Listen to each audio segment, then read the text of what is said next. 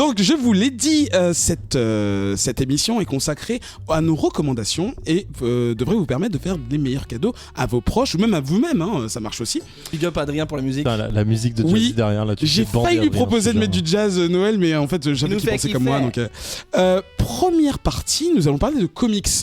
Et c'est Zef qui va nous en parler. Ouais. Un comics qu'on a déjà évoqué il y a quelques années, mais qui sort dans une nouvelle édition, c'est ça ? Ouais. Ouais, est-ce que tu voilà. peux... Non, je plaisante. Ouais, Lock and Key, donc c'est un comics qui est très cher à mon cœur parce que c'est pour rappel, c'est Joe Hill qui écrit ça. C'est le fils de Stephen King, donc on ressent très bien les inspirations de son père. C'est un comics qui finit depuis un petit moment déjà, qui existe en audiobook par ailleurs. On voulait en parler un moment, qui existe en audiobook de 30 heures, mais ça pas de ça dont je veux parler tout de suite. C'est les éditions de Brajlon, donc c'est de la VF. Je parle de la VF pour une fois dans ma vie. Qui est sorti il y a peu de temps. C'est une auditrice qui m'a montré ça il y a pas longtemps sur son compte Instagram. J'étais assez content de le voir. Je suis allé voir le bouquin en vrai dans la boutique qui est vraiment très beau. Donc ils ont sorti en fait une édition complète en 3 tomes qui représente en fait qui est vraiment sous forme de bouquin avec de belles illustrations. C'est Brajlon donc qui fait ça pour une trentaine d'euros et donc pour 90 balles vous avez grosso modo toute la collection, ce qui est vraiment un poil plus cher que si vous achetez les tomes classiques puisqu'il y en a 8 de mémoire. Et voilà, donc c'est une superbe édition qui fait vraiment bouquin en fait avec des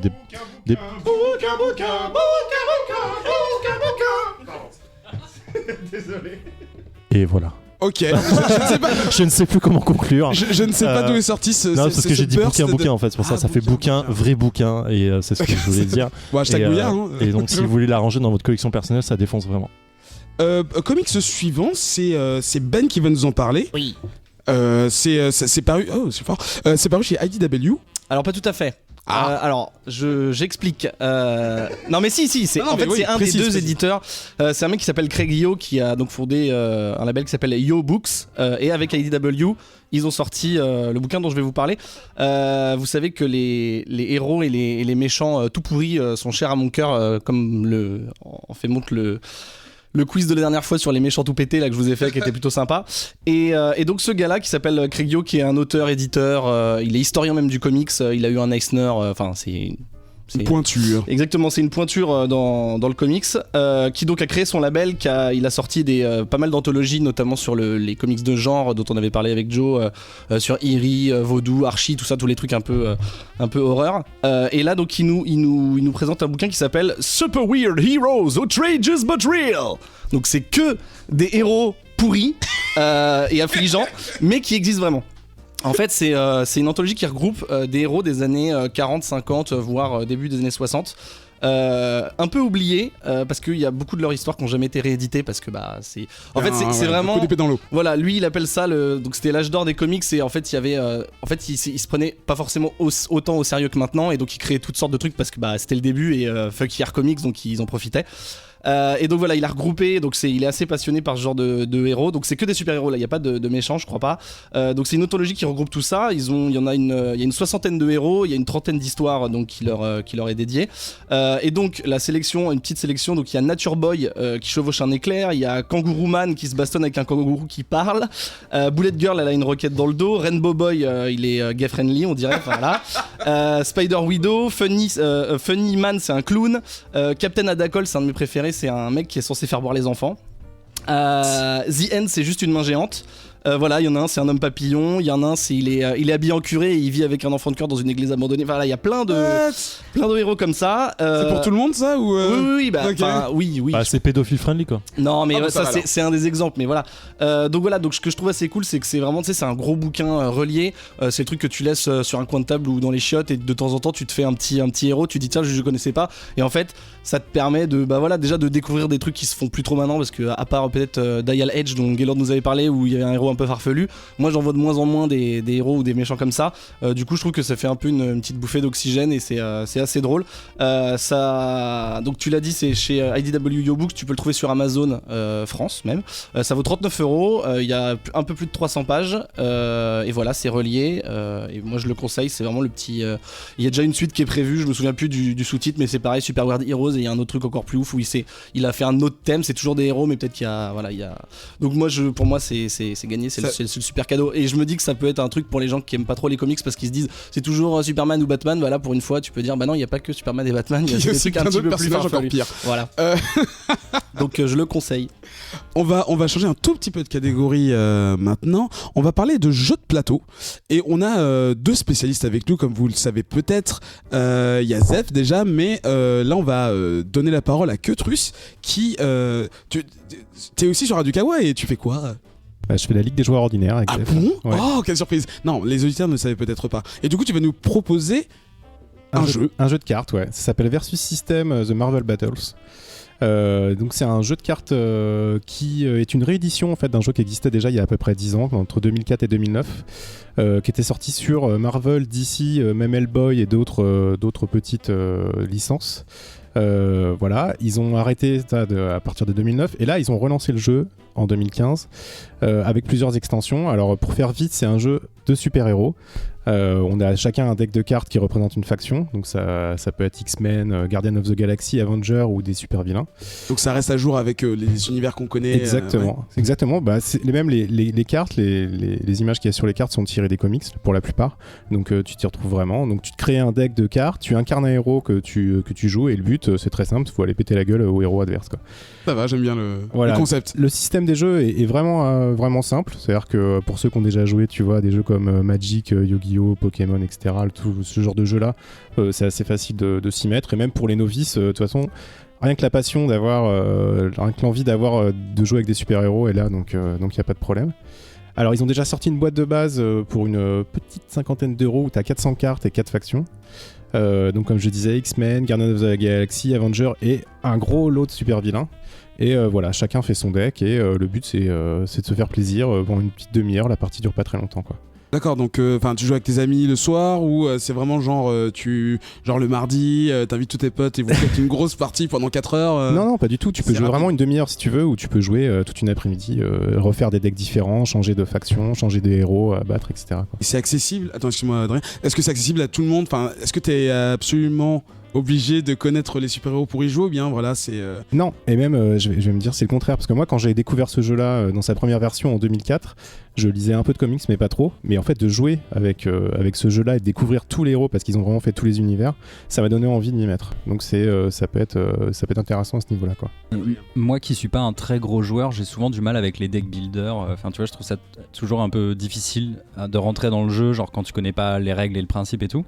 Là, ça reste dans cette lignée-là. Enfin, il faut quand même avoir joué un peu. Non, c'est très simple. En plus, cette nouvelle version est faite justement pour être plus simple que la précédente et permettre à des joueurs qui sont pas chevronnés, pas des hardcore gamers, de s'y mettre.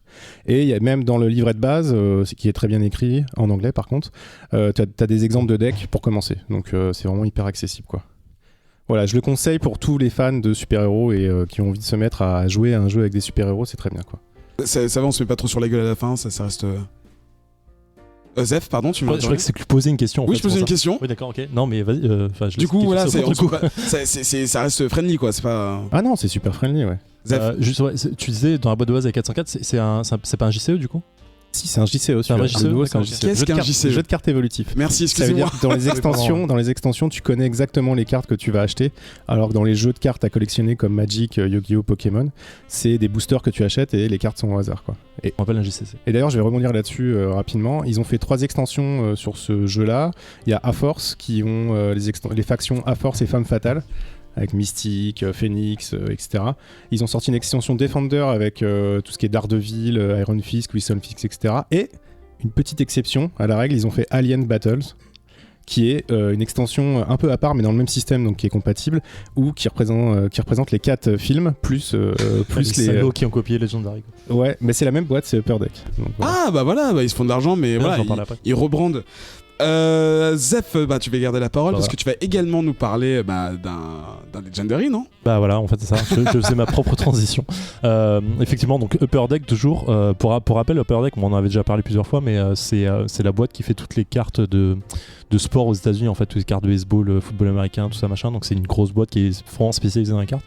Et donc Legendary, je l'avais présenté plusieurs fois, on avait parlé de Marvel justement, Legendary, oui, le deck building, donc on n'est plus vraiment sur la même mécanique que versus système, puisque c'est pas du 1 contre 1 ou 2 contre 2 dans style Magic. On est sur du joueur contre environnement, c'est-à-dire que le jeu de plateau devient en fait l'ennemi et il faut jouer contre lui. Et là en fait, je voulais parler, ils ont sorti ça il y a pas très longtemps, ils ont sorti Firefly. Ils avaient sorti plusieurs univers, ils ont sorti Marvel, les vilains de Marvel où on incarnait des vilains, il y avait sorti Alien et ils avaient sorti Predator, et là ils ont sorti Firefly, donc pour ceux qui aiment la série de Joss Whedon, où en fait le jeu se découpe en fait par épisode. Donc en fait ils ont fait vraiment tous les épisodes de la série. Ah, tu suis, ouais. Et en fait voilà, chacun en fait va jouer un des personnages de l'équipage et va se battre contre le jeu, parce que l'épisode se déroule en fait avec des objectifs à réaliser. La trame qui est déjà faite, mais voilà, il faut et en fait il y a énormément de blagues et de références à l'épisode qui sont, enfin l'épisode qu'on joue qui sont faits. C'est assez cool dans l'idée. Le jeu reste quand même assez difficile toujours, hein. C'est vraiment un jeu pas hardcore gamer, mais un peu faut bien se concentrer, voilà, bien étudier la stratégie. Faut penser, il faut jouer en groupe. Bon, encore une fois, c'est un jeu en anglais, donc il faut connaître un petit peu les cartes et avoir un peu de bouteilles pour apprécier, ou au moins faire beaucoup de parties pour apprécier le jeu. Et du coup, toutes les illustrations sont tirées non pas du film, parce qu'encore une fois, les licences coûtent cher, mais du comics Firefly qui est sorti. Et là il y a une autre série justement de comics qui est sortie, c'est pour ça que j'en faisais la référence. Les illustrations sont cool, pas forcément toujours belles, enfin ça dépend des personnages et de ce qui est représenté, mais dans l'idée voilà, le jeu reste sympa. Si on aime l'univers Firefly, les pouvoirs et les missions sont vraiment très représentatives, et puis voilà, donc je conseille largement. Par contre on est sur un produit un poil plus cher, parce qu'on est plus sur du 70 ou 80 balles de mémoire. Donc voilà, ça reste quand même un gros cado. Je sais plus combien il y a de cartes dedans, mais c'est une grosse boîte quoi. Et tout en anglais aussi quoi. Ouais, tout en anglais, il faut. Donc plutôt vers des fans ou joueurs confirmés. Ouais, voilà, mais le niveau d'anglais est pas forcément très important. C'est juste pour les règles sont assez simples dans l'idée, mais voilà, tout est voilà, pour lire les cartes et comprendre les pouvoirs, faut avoir un petit niveau quand même. Et quand on a appris la mécanique de jeu, on l'apprend très rapidement quoi. En gros, si t'as déjà joué au Marvel, justement, tu peux alors facilement là, c'est exactement la même chose. switcher, Encore une fois, les produits sont compatibles, c'est-à-dire qu'on peut jouer Marvel contre Firefly. Ouais, tu peux tout faire. Ouais. C'est ça qui est cool en fait dans ce système, c'est que tout est mélangé. Tu peux faire Alien versus Predator ou du Alien versus Marvel ou etc. Donc pour le coup c'est cool. Et ils ont sorti énormément d'extensions, puisqu'il y a toute l'extension Secret Wars qui est sortie, il y a une extension Deadpool, il y a une extension Civil War, il y a plein de trucs. Donc c'est un jeu extrêmement riche pour ceux qui ont de la thune et du temps. Et voilà, donc c'est un jeu que je conseille très très largement depuis le temps, et j'en reparlerai sûrement dans le futur. On va changer un tout petit peu de registre, on va parler les putain, je trouve pas le mot. Les petits trucs. Ah, les enfants. Oui, voilà. Voilà. Ces enfants. Grégo, t'en as fait plus que un. J'en ai fait plus que un, puisque j'en ai fait 2. Ouais. Et du coup, on va s'intéresser à ce qu'ils aiment et ce qu'on pourrait leur offrir. Et du coup, tu nous as apporté des choses. Oui, alors je suis allé dans leur chambre, tous les deux. Là, j'ai fait un peu l'inventaire des jeux orientés super-héros. Il y a beaucoup de Marvel. Et je vais vous faire un petit peu la review des différentes séries. Loin de moi l'idée de vous dire ce que vous devez offrir à vos propres enfants, parce que bon, je pense que vous savez. Mais par contre, si vous êtes un peu mal à l'aise avec ces petites choses-là et que vous avez un neveu, une nièce et qu'il faut les gâter pour Noël, j'ai 2-3 petits tuyaux pour vous. Ah. Le premier, la valeur sûre, Lego. Lego, on a les séries Marvel, on a les séries DC. Ça s'étend vraiment dans tous les scopes de ce qu'ils peuvent apprécier quoi. Enfin, même si fan de Batman ou de plus d'autres caps, il y a moyen de Exactement, Marvel, DC, des boîtes pour tous les prix, ça commence dès 15€, on a des boîtes très intéressantes, on a même un Batman Superman côté DC qui est assez sympa, tiré du film. On a aussi une boîte Iron Man côté Marvel à 15€. Je suis allé un petit peu chercher les trucs les plus intéressants. Alors, quand c'est des petites boîtes comme ça, c'est juste un personnage et genre un petit peu de décor. À 15€, non, t'as 2 à 4 personnages avec un petit décor ou un petit vaisseau ou un petit truc comme ça, donc c'est pas mal. Si vous avez un peu plus de budget, je suis tombé sur le... Alors attends, la boîte s'appelle exactement La Mission Spatiale dans l'Avenjet. Avenjet, okay. C'est le jet des Avengers. C'est une boîte qui contient, tenez-vous bien, Captain America en version astronaute, Iron Man en version astronaute, Captain Marvel, c'est la seule boîte qui contient Captain Marvel, Hyperion et aussi Thanos en format maxi-fig à la Hulk, pour la modique somme de 65€.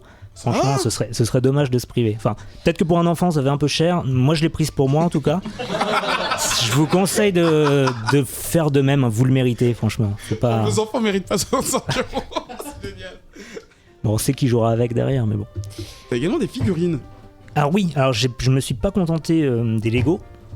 J'ai fait un peu l'inventaire du reste. J'ai un petit faible, moi, pour les Hero Mashers. Je ne sais pas si vous connaissez le principe. Pas du tout, C'est je des dois avouer. figurines... Mais oui, j'en ai vu il y a pas très longtemps. Genre, tu peux enlever des membres, je crois. Exactement. C'est cool pour l'anatomie à prendre. Exactement. Ah, ouais. Ça dépend de quelle anatomie tu Pas parles. très Non, médical. mais c'est quand réaliste, même, quoi. mais- Enfin, ouais. Réaliste, je sais pas. Bref, tu as plusieurs licences chez Hero Mashers. Tu as Marvel, donc c'est ce qui va nous intéresser ici. Donc du coup chez Marvel tu as pas mal de figurines, Iron Man, Hulk, les Avengers classiques. Tu as J'ai Wolverine appuyé aussi. sur le bouton sans faire exprès, désolé. Ils sont par coffret et du coup le gros intérêt des Hero Mashers au final c'est que tu peux les démonter, leur arracher la tête et les bras et les mixer avec d'autres personnages. Donc c'est assez intéressant au niveau fun. Bon, les miens ils jouent peu mais moi je trouve ça marrant.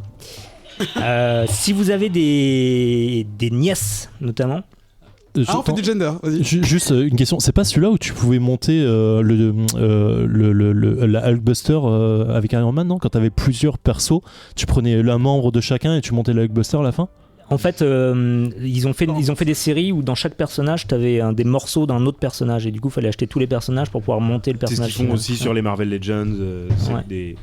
des build de figures qui t'incitent à acheter effectivement toute une wave, histoire d'avoir la grosse figurine à la fin. Exactement. Et là, faut savoir que t'as aussi les licences Star Wars qui existent et les licences Transformers. Donc tu peux te faire des putains de... Enfin, moi, gamin, j'aurais été complètement fou, mais bon. Tu peux rattraper, hein. C'est pas le temps. Hein. Donc si vous aviez une petite nièce, il y a aussi Mattel qui fait toute une gamme de super-héroïnes DC. Qu'est-ce que c'est que ce genre-là? Alors c'est un peu genré, c'est un peu le défaut. Alors j'ai hésité entre dire ah c'est nul ou saluer un peu l'initiative. Ils essaient un peu de C'est les deux à la fois. commencer à mélanger les univers. Alors j'ai demandé à mon fils s'il aimait bien Wonder Woman, il m'a dit oui. Et donc je lui ai montré la poupée, je lui ai demandé s'il voulait ça à Noël, il m'a dit non c'est pour les filles. Je lui ai dit bon. Il a mis une claque. Bah j'ai essayé de lui expliquer, mais c'est pas évident. Mais il y a toujours cette possibilité-là. Il y a Wonder Woman, Poison Ivy, Catwoman, enfin toute une série des héroïnes d'ici qui sont disponibles en petites poupées. Ouais. C'est marrant qu'ils aient pas. Enfin, on va pas parler de gender, mais que ce soit pas la même compagnie qui fasse les mêmes produits. Enfin, En fait, tu as Mattel que j'ai remarqué qui a DC et Ouais. tu as Hasbro qui a Marvel. faudrait que je me renseigne sur qui fait quoi, parce que je suis quasiment sûr que.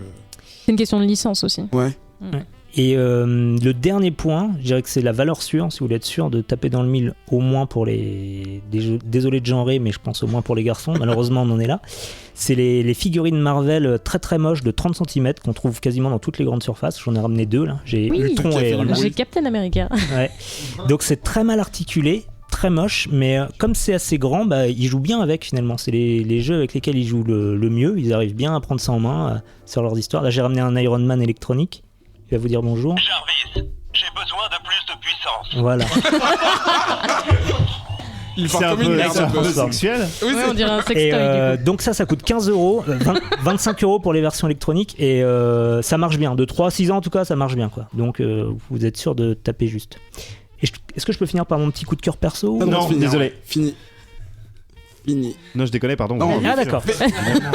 Petit coup de cœur perso. Alors c'est le coffret Tortue Ninja de chez, je vous le donne. Le Joe doit coffret savoir. Tortue Ninja, De chez Gyoki ça- Persiosi. Tu connais? Ah bah alors non, je ne vois pas. Gyoki Plessio aussi. C'est ces Tortues Ninja là de 12 Ah oui, cm. d'accord, ok, ouais, elles sont très cool. Super top, elles sont articulées, elles sont toutes les 4 différentes couleurs, différentes tailles. Seul défaut, c'est que t'as un Splinter un peu pété et un Casey Jones un peu pété dans le coffret. Et ouais. Mais les 4 tortues sont tellement bien que. Le Voilà. Casey Jones, c'est pas si mal que ça. Il est un peu, ouais, bon. C'est 60 inspiré €. on est bien d'accord qu'ils sont inspirés des Tortues Ninja Nickelodeon au niveau du design, c'est-à-dire le dernier dessin animé en date, enfin celui Oui. qui est en cours. Et donc du coup, vos enfants actuels, c'est celles-là qu'ils veulent. Quoi. Ouais, mais elles sont vraiment Je crois cool. du futur. C'est les enfants du présent. Exactement. Les enfants du passé. Donc, pour 60 € le coffret. Ah, quand même. Et ça termine mercredi. Ah, c'est le Bah, cadeau mais numéro 1. ouais. 60 €, mais t'as quatre- 6 six figurines personnages. de 6 personnages, donc ça fait 10 € le petit perso, c'est pas. Ouais, Franchement, pas déconnant. c'est super ok. Ouais, avec À part- les armes vraiment cool, etc. Donc, À part les deux personnages de Carrefour, tout ça on peut le trouver en France assez facilement ou tout c'est de ça, tu le trouves l'import en France, chez Toys R Us, c'est le La Grande concurrent, Récré. la Grande Récré, Pickwick. Pickwick, exactement, ou sur Ça va faire Internet. plaisir hein, aux gens tout du Nord. à fait. On va rester. C'est laid ça. Oui, C'est exactement ce que je disais. C'est Mais le par Ultron, contre, version c'est un 30 Ultron en centimètres. plastique qui brille de loin, mais à mon avis, il doit être très très C'est pas solide. un Ultron, c'est quoi les mignons de Ultron dans le film? Les Robots. Les Ultrobots. C'est un Ultrobot, je sais pas. Enfin, bref. Mais comme je disais, ça marche super bien. Il s'amuse super bien avec ça. Il les casse pas. Et, C'est cool parce qu'il y a Tu peux une pas les articulation pour la tête, mais le head sculpt fait que tu peux pas lui tourner la tête. C'est vraiment complètement con.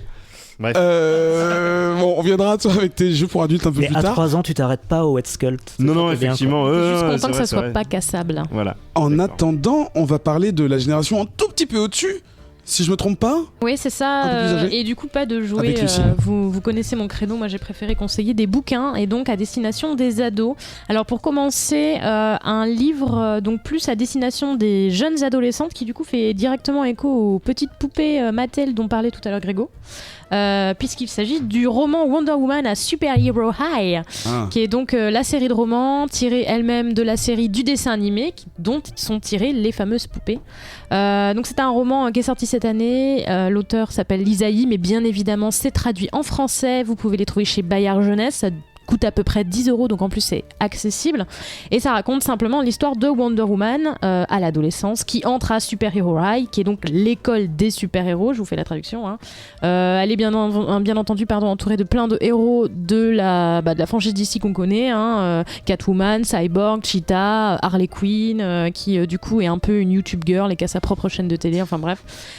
Donc c'est un univers qui est très moderne et adolescent où en fait ils vont se retrouver par exemple à devoir sauver des humains, mais il faut qu'ils soient rentrés à l'heure pour dîner parce que D'accord. ce sont des adolescentes. Donc tu vois, genre si Wonder Woman elle rentre pas à l'heure, elle se fait engueuler par Hippolyta. Voilà, c'est mignon, hein, voilà. Mais bon, dans tous les cas, ce sont des intrigues adolescentes, les rumeurs, la popularité, mais aussi la peur d'être rejeté par ses camarades, tout ce qui peut être le harcèlement scolaire, etc. Donc ça traite de sujets adolescents. Donc si effectivement dans votre entourage vous avez une adolescente qui aime bien ce genre d'histoire, n'hésitez pas à lui mettre ce roman dans les mains. Et du coup, il y a Iron Man électronique qui s'emballe derrière. Et voilà. Et ça m'a été directement conseillé d'ailleurs par un papa qui m'a dit qu'il l'avait acheté pour sa fille et elle a vraiment adoré, elle l'a dévoré. C'est un truc qui se lit super vite. Ok.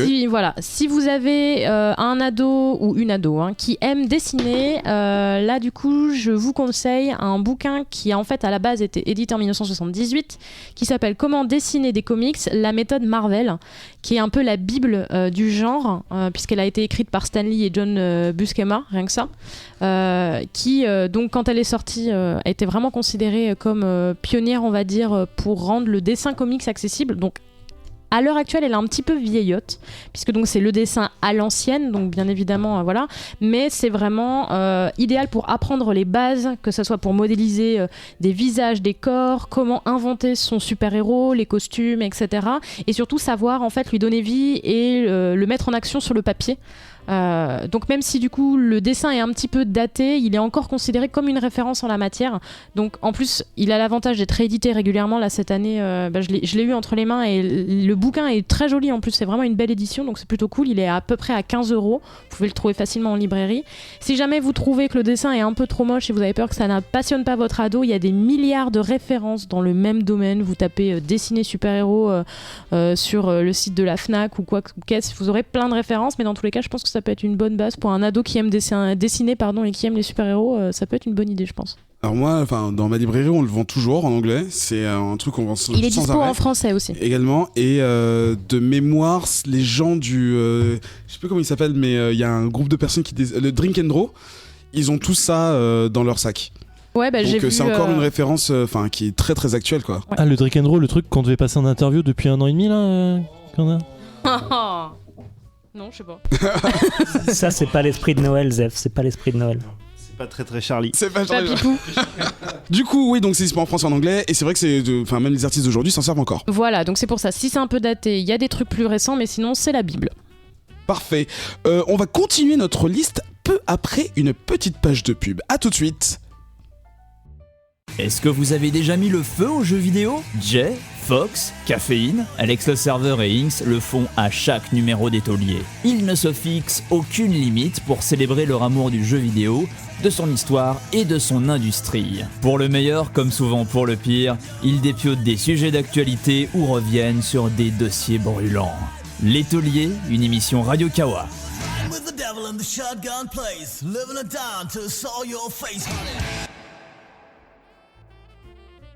De retour dans la... Attends, t'as dit on reprend peu après la pub. T'as pas dit vraiment... tout de suite après la pub. Ok, de retour dans le 60e épisode. 61e On vous propose en de plus. vous chanter une petite chanson en attendant. Désolé, faites votre office animateur. Joe est donc avec nous pour nous parler d'une de ses passions. Oui. Avec son petit compte Instagram.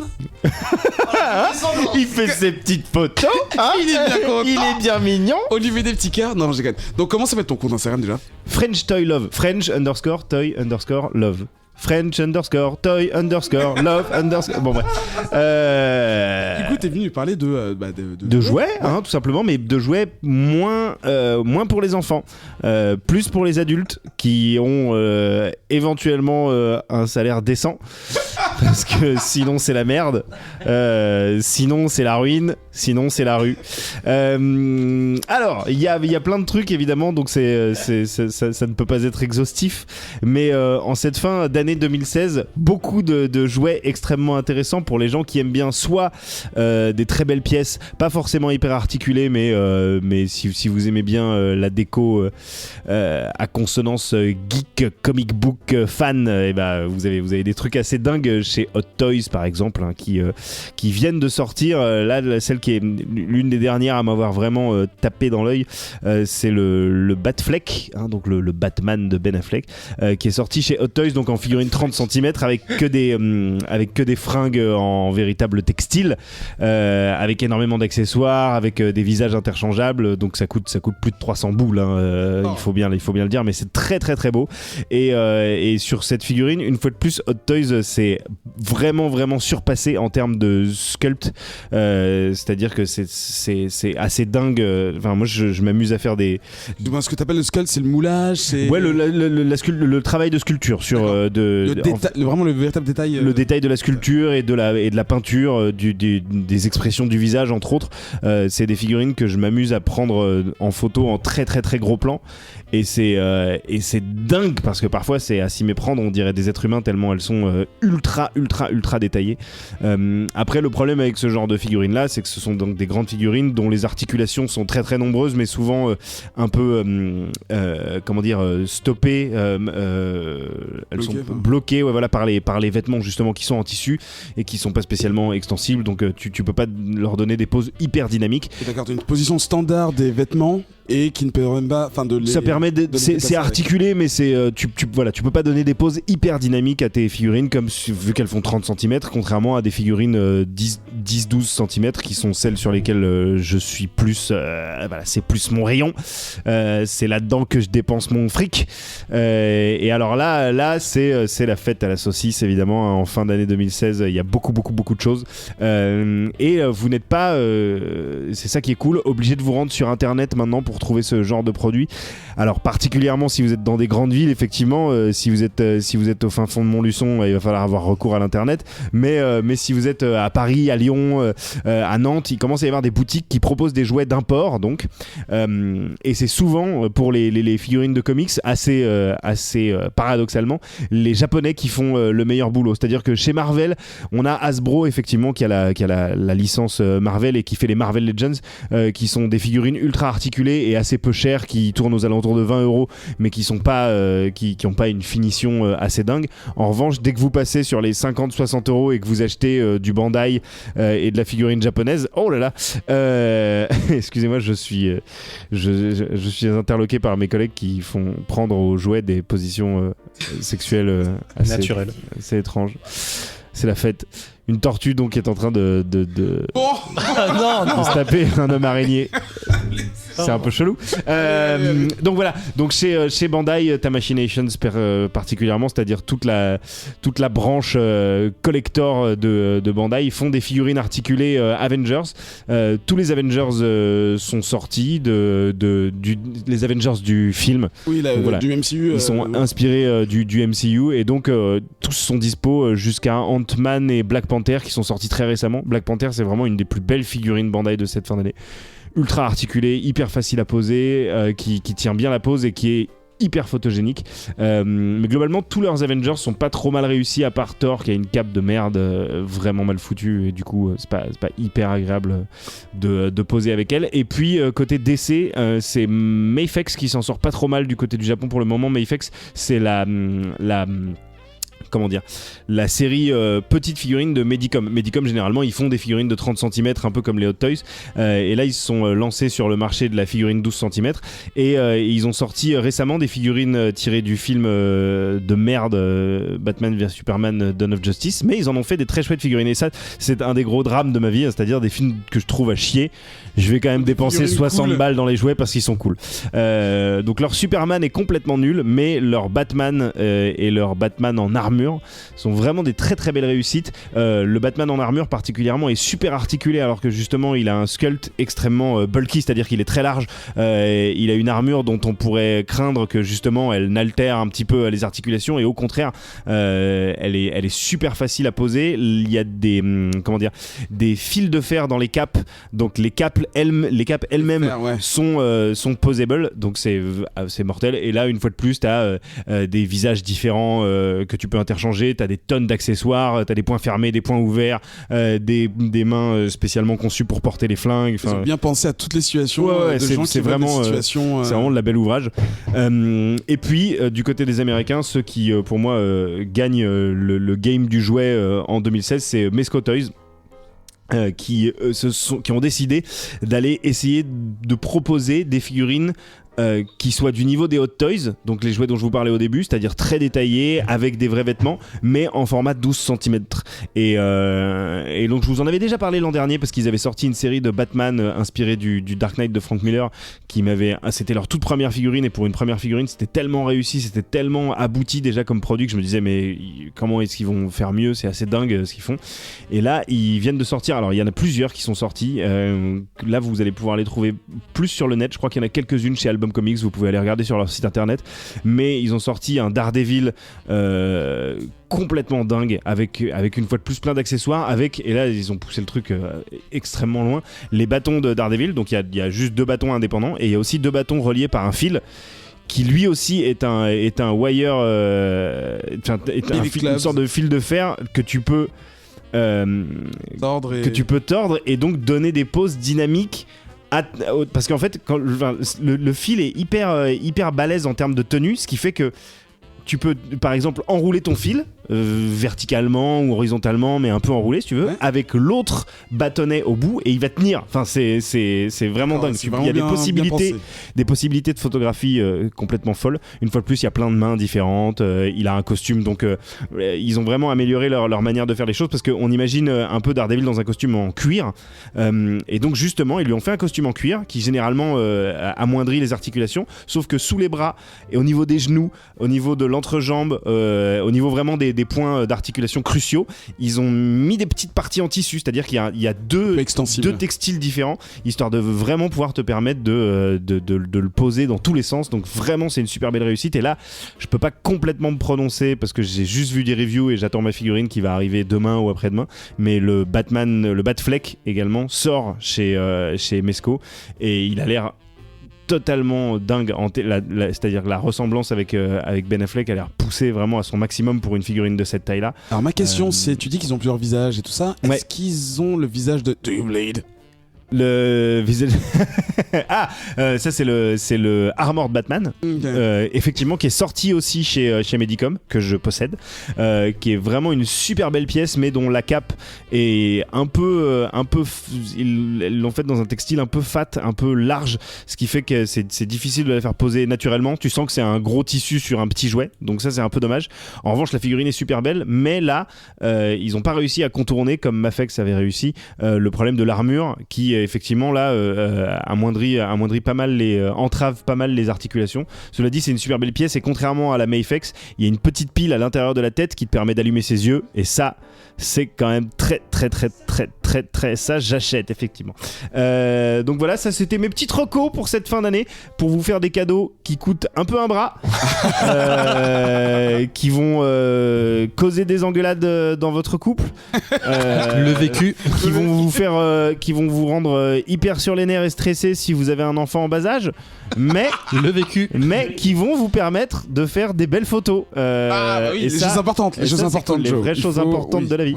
Voilà. Et donc, si ces personnes-là ne comprennent pas, voilà. Et donc pour les gens qui nous écoutent et qui éventuellement parfois traînent au parc de Belleville et voient un mec à genoux par terre en train de faire des photos de jouets, ne vous inquiétez pas, n'ayez pas peur, ne craignez rien. C'est moi. Il s'agit de moi. Voilà. Il s'agit de moi. Tout simplement. N'ayez pas peur de lui, mais surtout des noms des compagnies, parce que moi je les ai pas familiers. Alors, on va vous les mettre. Je répète, mais en gros, chez Bandai, leur branche Tamashinations, qui sont vraiment des super jouets hyper articulés. Ça c'est pour le Japon. Toujours au Japon, Mafex, dont la marque principale c'est Medicom, et ils ont sorti leur sous-collection Mafex. Hot Toys. Et du côté des États-Unis, je vous conseille. Alors, les Marvel Legends de chez Hasbro, c'est toujours cool, ça coûte 20 balles. Vous pouvez, si vous avez besoin par exemple d'avoir plein de Ultron Prime pour faire une sorte de petite armée d'Ultron, ça va vous coûter 60 balles, vous en aurez 4 et c'est vraiment hyper cool pour faire des photos de groupe. Donc, les Marvel Legends, c'est cool. Voilà, hein, bon, je parle de. Voilà, 4, 60 balles, c'est 3 fois rien. Et puis pour les figurines américaines mais d'un peu plus haute qualité, vous pouvez aller chercher du côté de Medicom si ça vous fait pas flipper d'avoir des figurines avec des vrais textiles sur eux, parce qu'il y en a qui trouvent pas ça beau, qui préfèrent du plastique intégral. Vous pouvez aller chez Mafex, ils ont pas Mafex pardon, Mesco Toys, ils ont des trucs vraiment dingues et ça c'est trouvable sur internet et j'ai vérifié chez Album, ils ont quelques Mafex et quelques Mesco et pas mal de Tamashinations, genre les Avengers, vous pouvez les trouver encore dispo entre 100€ pour Hulk et les autres figurines sont entre 50 et 60€ à peu près. Ok, oui, donc le bras, les couples, ouais, j'ai compris. Ouais, c'est la merde. C'est marrant parce que la dernière fois j'étais chez Album, il y a un mec qui a acheté justement une figue du genre ultra chère et le mec, le vendeur qui le connaissait, il disait ouais, tu ramènes chez toi, il fait non, je le laisse chez un pote, sinon ma meuf elle me défonce. Moi je me fais livrer au boulot et ensuite je rentre chez moi genre tard. Et je la place dans la vitrine, genre je planque des trucs et puis après je les sors quand ma meuf le voit pas et ensuite elle est là genre mais c'est quoi celle-là, je fais mais voyons, ça fait des mois que je l'ai je l'ai commandé l'hiver dernier. Elle va le savoir maintenant. Elle écoute pas l'émission. Non, elle n'écoute pas Comics Outcast, elle s'en fout, elle nous trouve tous cons, elle vous déteste. Ah, c'est cool. Passons à la suite, on va parler encore une fois d'autre chose, on change de catégorie. C'est l'esprit de Noël, excuse-moi. Oui, c'est vrai. Parce que c'est ce qui se passe à Noël en fait, tout le monde on va parler de jeux vidéo. Oui, avec toi Zef. Moi je m'entends plus, je m'entends pas, c'est bizarre. Oui, on va. Nous t'entendons. On reste dans le même univers de Do You Bleed. C'est pas exactement Do You Bleed, mais c'est dans le même. Batman. Voilà. Et donc tu vas nous parler de Batman. Ah. Ouais.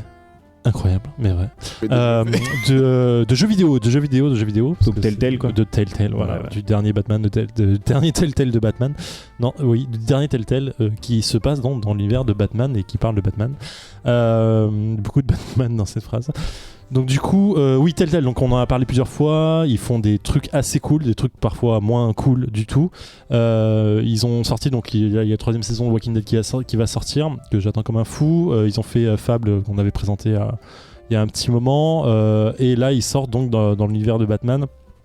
Une série donc en 5 épisodes, dont le 5e épisode va ou est sorti je crois il y a peu là, au moment où on enregistre, elle est sur le point de terminer. C'est sur PS4 et Steam et ça doit être sur Xbox, mais comme j'en ai et pas, sur je m'en PS Vita fous. Et sur Vita aussi pour les gens qui ont une Vita, 3-4 personnes qui dans cette salle, tu veux dire. Voilà. Et donc voilà, c'est une bonne série. Enfin, moi j'ai commencé la série, j'étais agréablement surpris parce que je m'attendais pas à ce niveau d'action entre guillemets sur une série de point and click. On se demande, enfin, je me demandais Ouais, vraiment parce qu'on comment peut, ils allaient faire les bastons, les trucs comme ça. Pour rappeler vite fait que Telltale, c'est des point and click modernes et que en Exactement. gros, c'est plus des trucs à choix multiples que des bastons. Voilà, quoi. avec un petit peu de recherche la clé pour ouvrir la porte. Voilà. Et là, effectivement, sur Batman, j'étais un peu échaudé en me disant, ok, ça va pas être super cool parce que voilà, l'action est comme une grosse part du jeu, même s'il y a quand même le côté détective.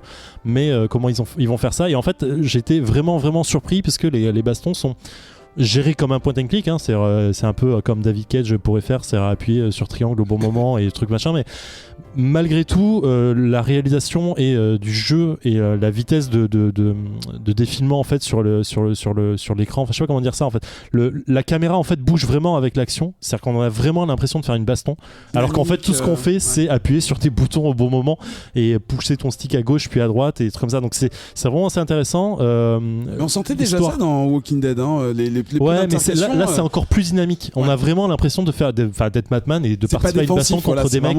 Ouais, voilà, il y a vraiment une dynamique qui est très bonne. Le côté histoire reprend un peu. Enfin, on est sur une origin story sans trop spoiler. C'est voilà Batman qui commence un petit peu à faire parler de lui. Il commence à rencontrer Catwoman et il se bastonne avec. Et donc voilà, on part là-dessus, on croise des personnages bien sûr importants qui sont pas encore ce qu'ils devraient être. Enfin, il y a plein de petits trucs intéressants. À voir pour le reste de l'histoire. Moi j'ai fait que le premier épisode pour l'instant, je suis vraiment hypé par le truc, donc je le conseille aux fans de Batman, aux fans de Telltale, hein. Encore une fois, il y a ceux qui aiment et ceux qui détestent, je vais pas refaire le débat ici. Moi je suis assez fan de leur jeu en général, bien que j'ai pas fait Game of Thrones parce que c'est de la merde, mais c'est ça que reste, leur à mon meilleure sens... saison de Walking Dead, ça reste la première quand même. Non. Clementine will remember that. La 2 était très bien aussi. Mais voilà, encore une fois, c'est un débat. Et voilà, donc ça a coûté 22 ou 23 balles sur Steam. C'est en démat, mais il y a aussi la version boîte qui est sortie sur PS4, je le sais, parce que je vais bientôt craquer pour l'acheter. Et voilà.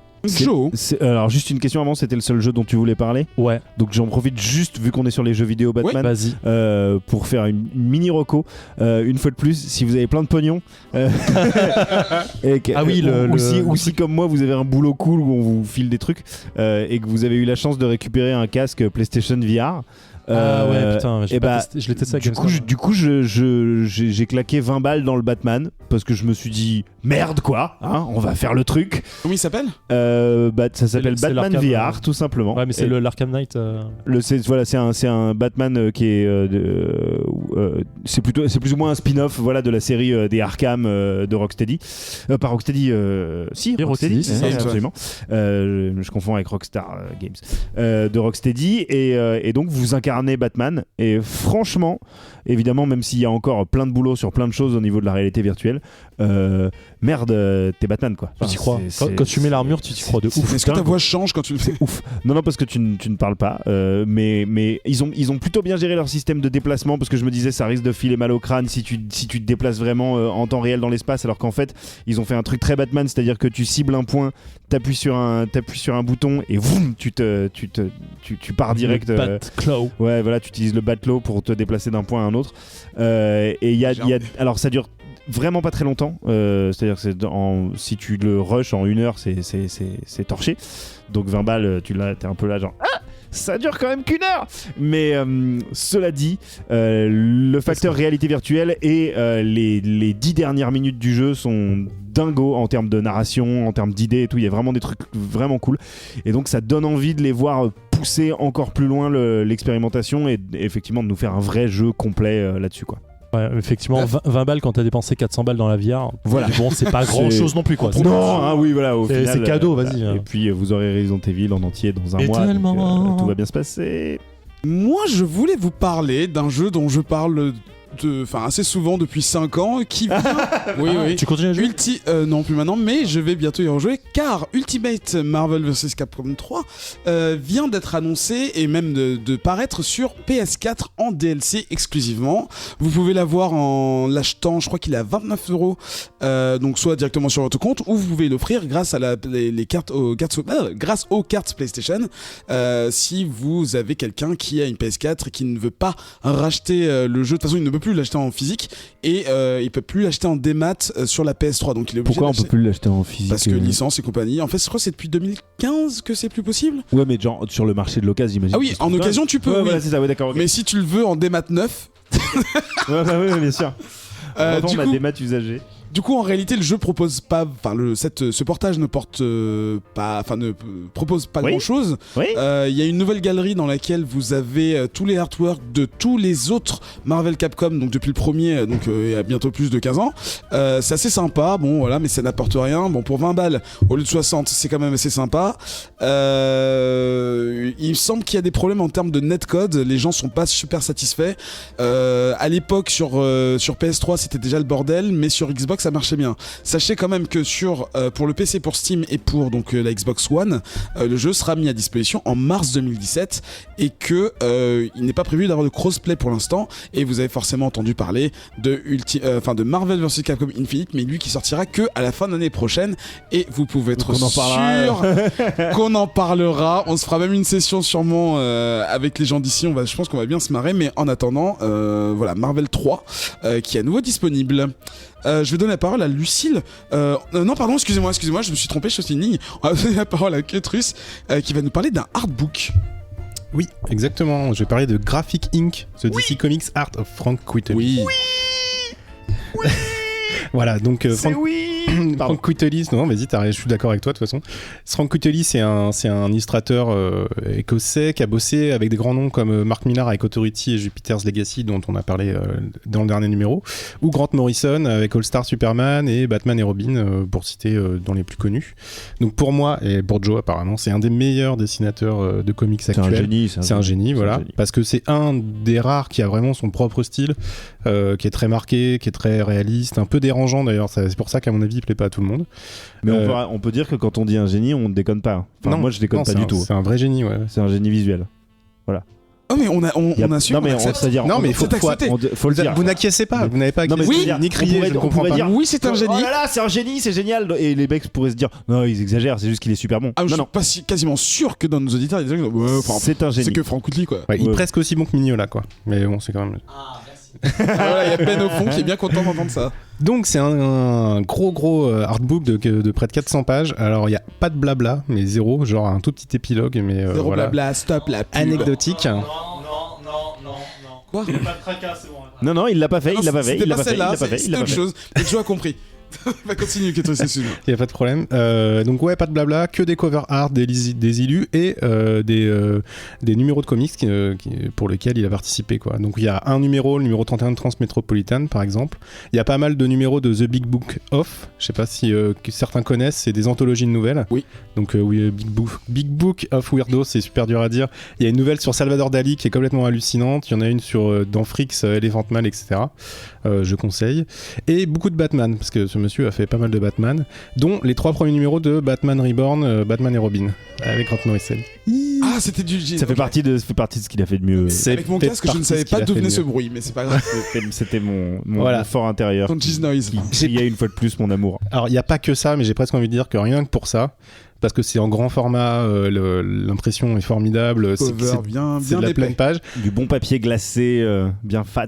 C'est bon ça, qui sent bon le papier glacé. Aromatisé, vanille. Tu sais de quoi tu parles. Ça se décale totalement là.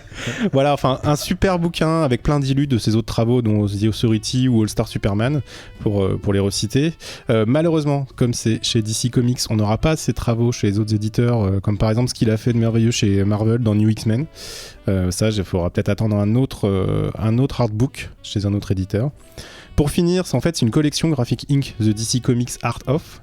Par exemple, il y a déjà eu Ivan Reis qui a fait Green Lantern, JLA, Invisibles, et surtout un que je vais me procurer, c'est sûr, c'est Darwin Cook qui a fait New Frontier, la première série animée Batman des années 90, qui nous a quitté malheureusement en mai cette année.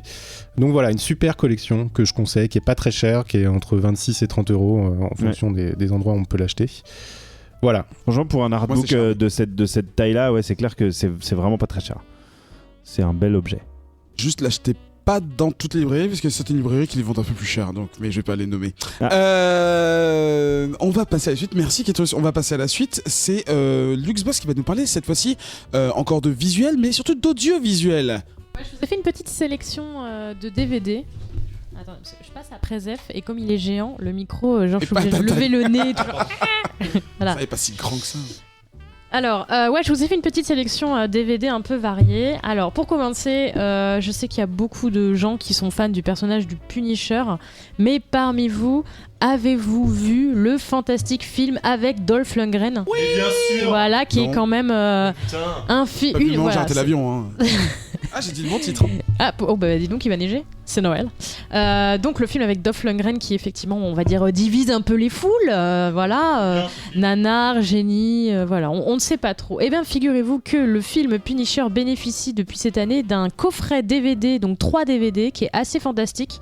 Qui est en fait donc contient le film original bien évidemment, VO, VF, etc., sous-titres, blablabla, une version uncut, pas mal de bonus avec notamment les commentaires du réalisateur, une interview exclusive de Dolph Lundgren. Vous avez également un livret détaillé préfacé par le réalisateur qui est donc Mark Goldblatt. Vous avez, et puis surtout voilà, le coffret, donc c'est un truc à voler, un truc un peu classique quoi, qui est illustré par Gregory Lay, donc vraiment avec des superbes illustrations. Donc voilà, le coffret coûte à peu près 25 €. Il est disponible dans pas mal de crèmeries. Je pense que vous pouvez surtout le trouver sur internet. Dans un autre genre, alors plus gros budget, mais du coup plus gros cadeau, vous avez un énorme coffret qui s'appelle L'Âge d'Or DC Comics, qui est donc une édition limitée et numérotée de 30 DVD, qui contient en fait 21 films d'animation de DC Comics. Donc il y en a plein, j'ai noté quelques titres, je sais pas si ça va vous parler, mais même moi ça m'a dit des trucs. Batman Year One, Assaut sur Arkham, Le Fils de Batman, Superman contre Brainiac, La Ligue des Justiciers, pardon, et Le Trône de l'Atlantide, il y en a un sur Green Lantern, enfin bref, il y en a 21 en tout. Alors, il y en a des biens, il y en a des moins bien, mais il y en a qu'on a regardé ici notamment. Voilà, le tout est accompagné d'un exemplaire du livre L'Âge d'Or DC Comics qui a été édité chez Taschen il n'y a pas très longtemps. Donc c'est du Taschen, donc il y a du niveau, c'est beau, c'est de la belle édition et il y a du bon contenu. Voilà, donc le coffret est assez cher puisque c'est une édition limitée. Il coûte entre 80 et 120 € selon le magasin ou le site internet. Mais voilà, pour si vous avez un fan d'animation DC Comics dans l'entourage, ça peut être un très très beau cadeau. Autre proposition, vous avez les coffrets de la série Wonder Woman des années 70 qui sont sortis l'année dernière et que j'ai découvert à Noël dernier sous le sapin puisque ma grande sœur a eu la bonne idée de me l'offrir et c'est un vrai plaisir. Et c'est Linda Carter. Ouais, mais c'est quand même Wonder Woman avant tout, donc un peu de respect s'il vous plaît messieurs. Oh. Donc voilà, donc de quoi se remettre dans le kitsch des années 70, parce que je vous rappelle que la série a été diffusée entre 75 et 77 aux États-Unis, 2 ans plus tard chez nous. Donc le coffret est remasterisé, donc ce qui fait que vous avez une belle qualité d'image. Dans tous les cas, les épisodes sont disponibles soit dans la VF d'époque qui a été un petit peu nettoyée, mais quand même d'époque, ou en VO sous-titré. Vous avez donc là, en gros, je conseille la saison 1 parce qu'il faut bien commencer quelque part, mais vous avez toutes les saisons qui sont disponibles. Il y en a combien en fait ? Il y en a 3 en tout, je crois. Ah d'accord, j'ai l'impression que c'était ce truc super long, mais en fait c'est juste la France qui l'a diffusé 750 fois de suite. Oui, voilà, comme beaucoup de séries américaines à l'époque. Ouais. Donc voilà, faut compter entre 15 et 20 € par coffret. Donc c'est l'occasion de se remettre dans le bain de Wonder Woman avant de savourer le film qui va sortir l'année prochaine. Et sur une note un petit peu plus pointue, on va dire, ma 4e sélection, c'est un documentaire qui a été réalisé en 1989 par Ron Mann et Charlie Pincott, qui est ressorti en DVD, qui s'appelle Comic Book Confidential.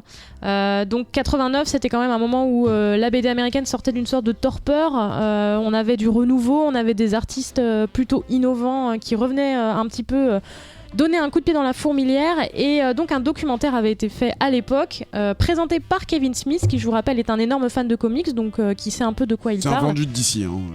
Oui, mais en 89, peut-être pas autant. Il est bien, ok. Voilà. Ouais. Dans tous les cas, le documentaire explore vraiment l'univers des comics de l'époque et notamment en partant à la rencontre d'auteurs, de dessinateurs, etc. Il y a pas mal d'interviews et c'est un documentaire qui a été très longtemps inédit en France et donc voilà, il a été réédité. Il se trouve surtout sur Internet. Il est régulièrement en rupture de stock sur Amazon, mais il est régulièrement aussi remis en stock. Bref, c'est un peu le yo-yo, mais dans tous les cas, il est aux alentours de 20 €. Donc pour un vrai fan, je pense que ça peut être un cadeau un peu pointu, un peu sympa. Parfait. J'ai raté une question là, pardon. Oui, non, j'ai le titre. D'accord. Comic Book Confidential. C'est ça. Moi, je vais vous parler de 2 accessoires très rapidement. C'est 2 accessoires de cuisine en plus. Une grosse tasse qui. Une grosse tasse. Une grosse tasse. C'est quand tu t'en es mis partout. Une grosse tasse. Partout. Qui est faite par les mecs de chez Funko, parce que c'est du Funko en fait. Ça s'appelle. C'est une une catégorie. Une catégorie qui s'appelle Home Series, dans lesquelles vous avez du silverware et des trucs comme ça, donc des choses de la cuisine quoi, kitchenware. Vous avez donc une tasse Hulk, vous avez une tasse Captain America, évidemment ça repasse par tous les trucs iconiques, une Spider-Man, enfin il y a le choix, ça coûte en gros entre 10 et 25 € dépendant le personnage et dépendant les accessoires qui peuvent être dedans.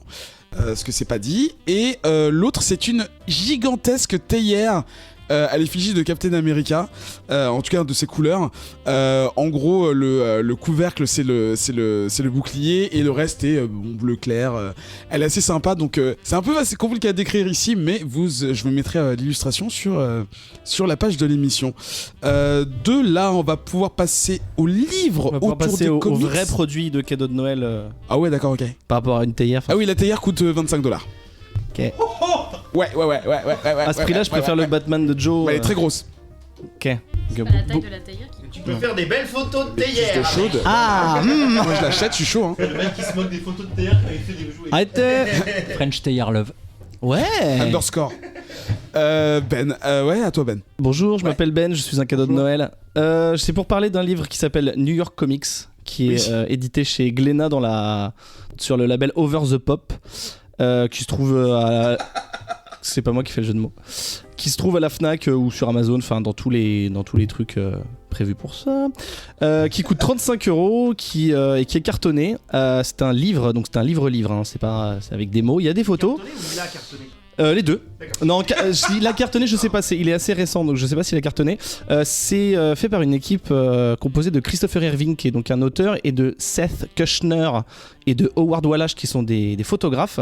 Ils avaient déjà sorti, donc Christopher Irving et Seth Kushner, ils avaient sorti en 2012 déjà un premier bouquin qui s'appelait Des comics et des artistes, qui se centrait sur des portraits d'auteurs et de dessinateurs de comics. C'était assez beau. Qui était assez cool parce que déjà c'était bien écrit, les portraits étaient bien écrits, il y avait des interviews, etc. Et Seth Kushner, qui est décédé il y a peu de temps, faisait des super photos.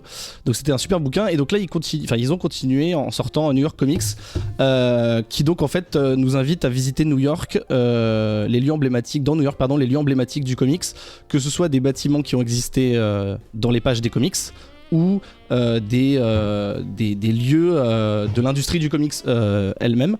Donc voilà, donc il y a des endroits comme Times Square évidemment qu'on peut voir dans n'importe quel comics, l'appartement de Peter Parker qui est calqué sur un vrai appart qui existe vraiment, le siège de DC Comics, la maison d'enfance de Jack Kirby par exemple, l'immeuble du Daily News qui est en fait celui du Daily Planet dans le Superman de Richard Donner, et je crois dans Superman Returns aussi. Absolument. N'est-ce pas Jojo, un petit clin d'œil. Du coup, c'est un immeuble qui existe vraiment. C'est celui du Daily News à New York. Voilà. C'est celui du Daily News qui est celui du Daily Planet dans les comics. Le Daily News a servi de cadre Ok. Non, pas dans les au comics, décor pardon, dans du les Daily films. Planet. D'accord. Dans les films. Voilà, aussi Greenwich Village et le Sanctum Sanctorum de Doctor Strange par exemple, enfin voilà, plein de trucs comme ça. Et en fait pour chaque endroit, Irving il nous raconte un peu l'histoire, que ce soit une rue, un bâtiment ou un commerce. Il nous raconte un peu l'histoire du lieu, son utilisation dans le monde des comics, comment ça a pu servir. Et donc du coup, déjà, moi je trouve qu'il écrit assez bien, et il balance vachement de dates, vachement de noms clés qu'on connaît, de comics ou d'auteurs, etc. Il y a quelques pages où il y a des interviews aussi de gens, souvent new-yorkais d'ailleurs, qui peuvent parler de ces endroits-là. Et donc voilà, et donc je trouve que les photos sont super belles. Donc je saurais pas dire lesquelles, la proportion de photos de Kushner qui est mort pendant la prod et qui a été pris ensuite, que Wallace a pris le relais. Mais bon, toutes les photos sont vraiment très belles. Et voilà, et donc personnellement, moi je suis allé une seule fois à New York et je suis tombé un peu amoureux de cette ville parce que c'est assez fou. J'ai l'impression d'avoir rien vu. Je suis resté une semaine et en fait. J'ai l'impression que j'ai rien vu. Du coup, ça permet vraiment de, même si t'as pas été à New York, de découvrir ça via les pages de comics. Donc, je sais pas s'il faut forcément être fan de comics parce que ça reste un truc de culture vraiment très intéressant. Et je me dis limite si tu le lis avant et que ensuite tu vas à New York pour la première fois, ça va être encore plus ouf parce que tu vas faire ta chasse toi-même à essayer de dénicher les. Donc voilà. Et en fait, les lieux cultes. À part le côté touristique, on va dire du bouquin, ou même pour un fan de comics, ce qui est hyper intéressant, c'est de voir à quel point New York c'est la ville du comics.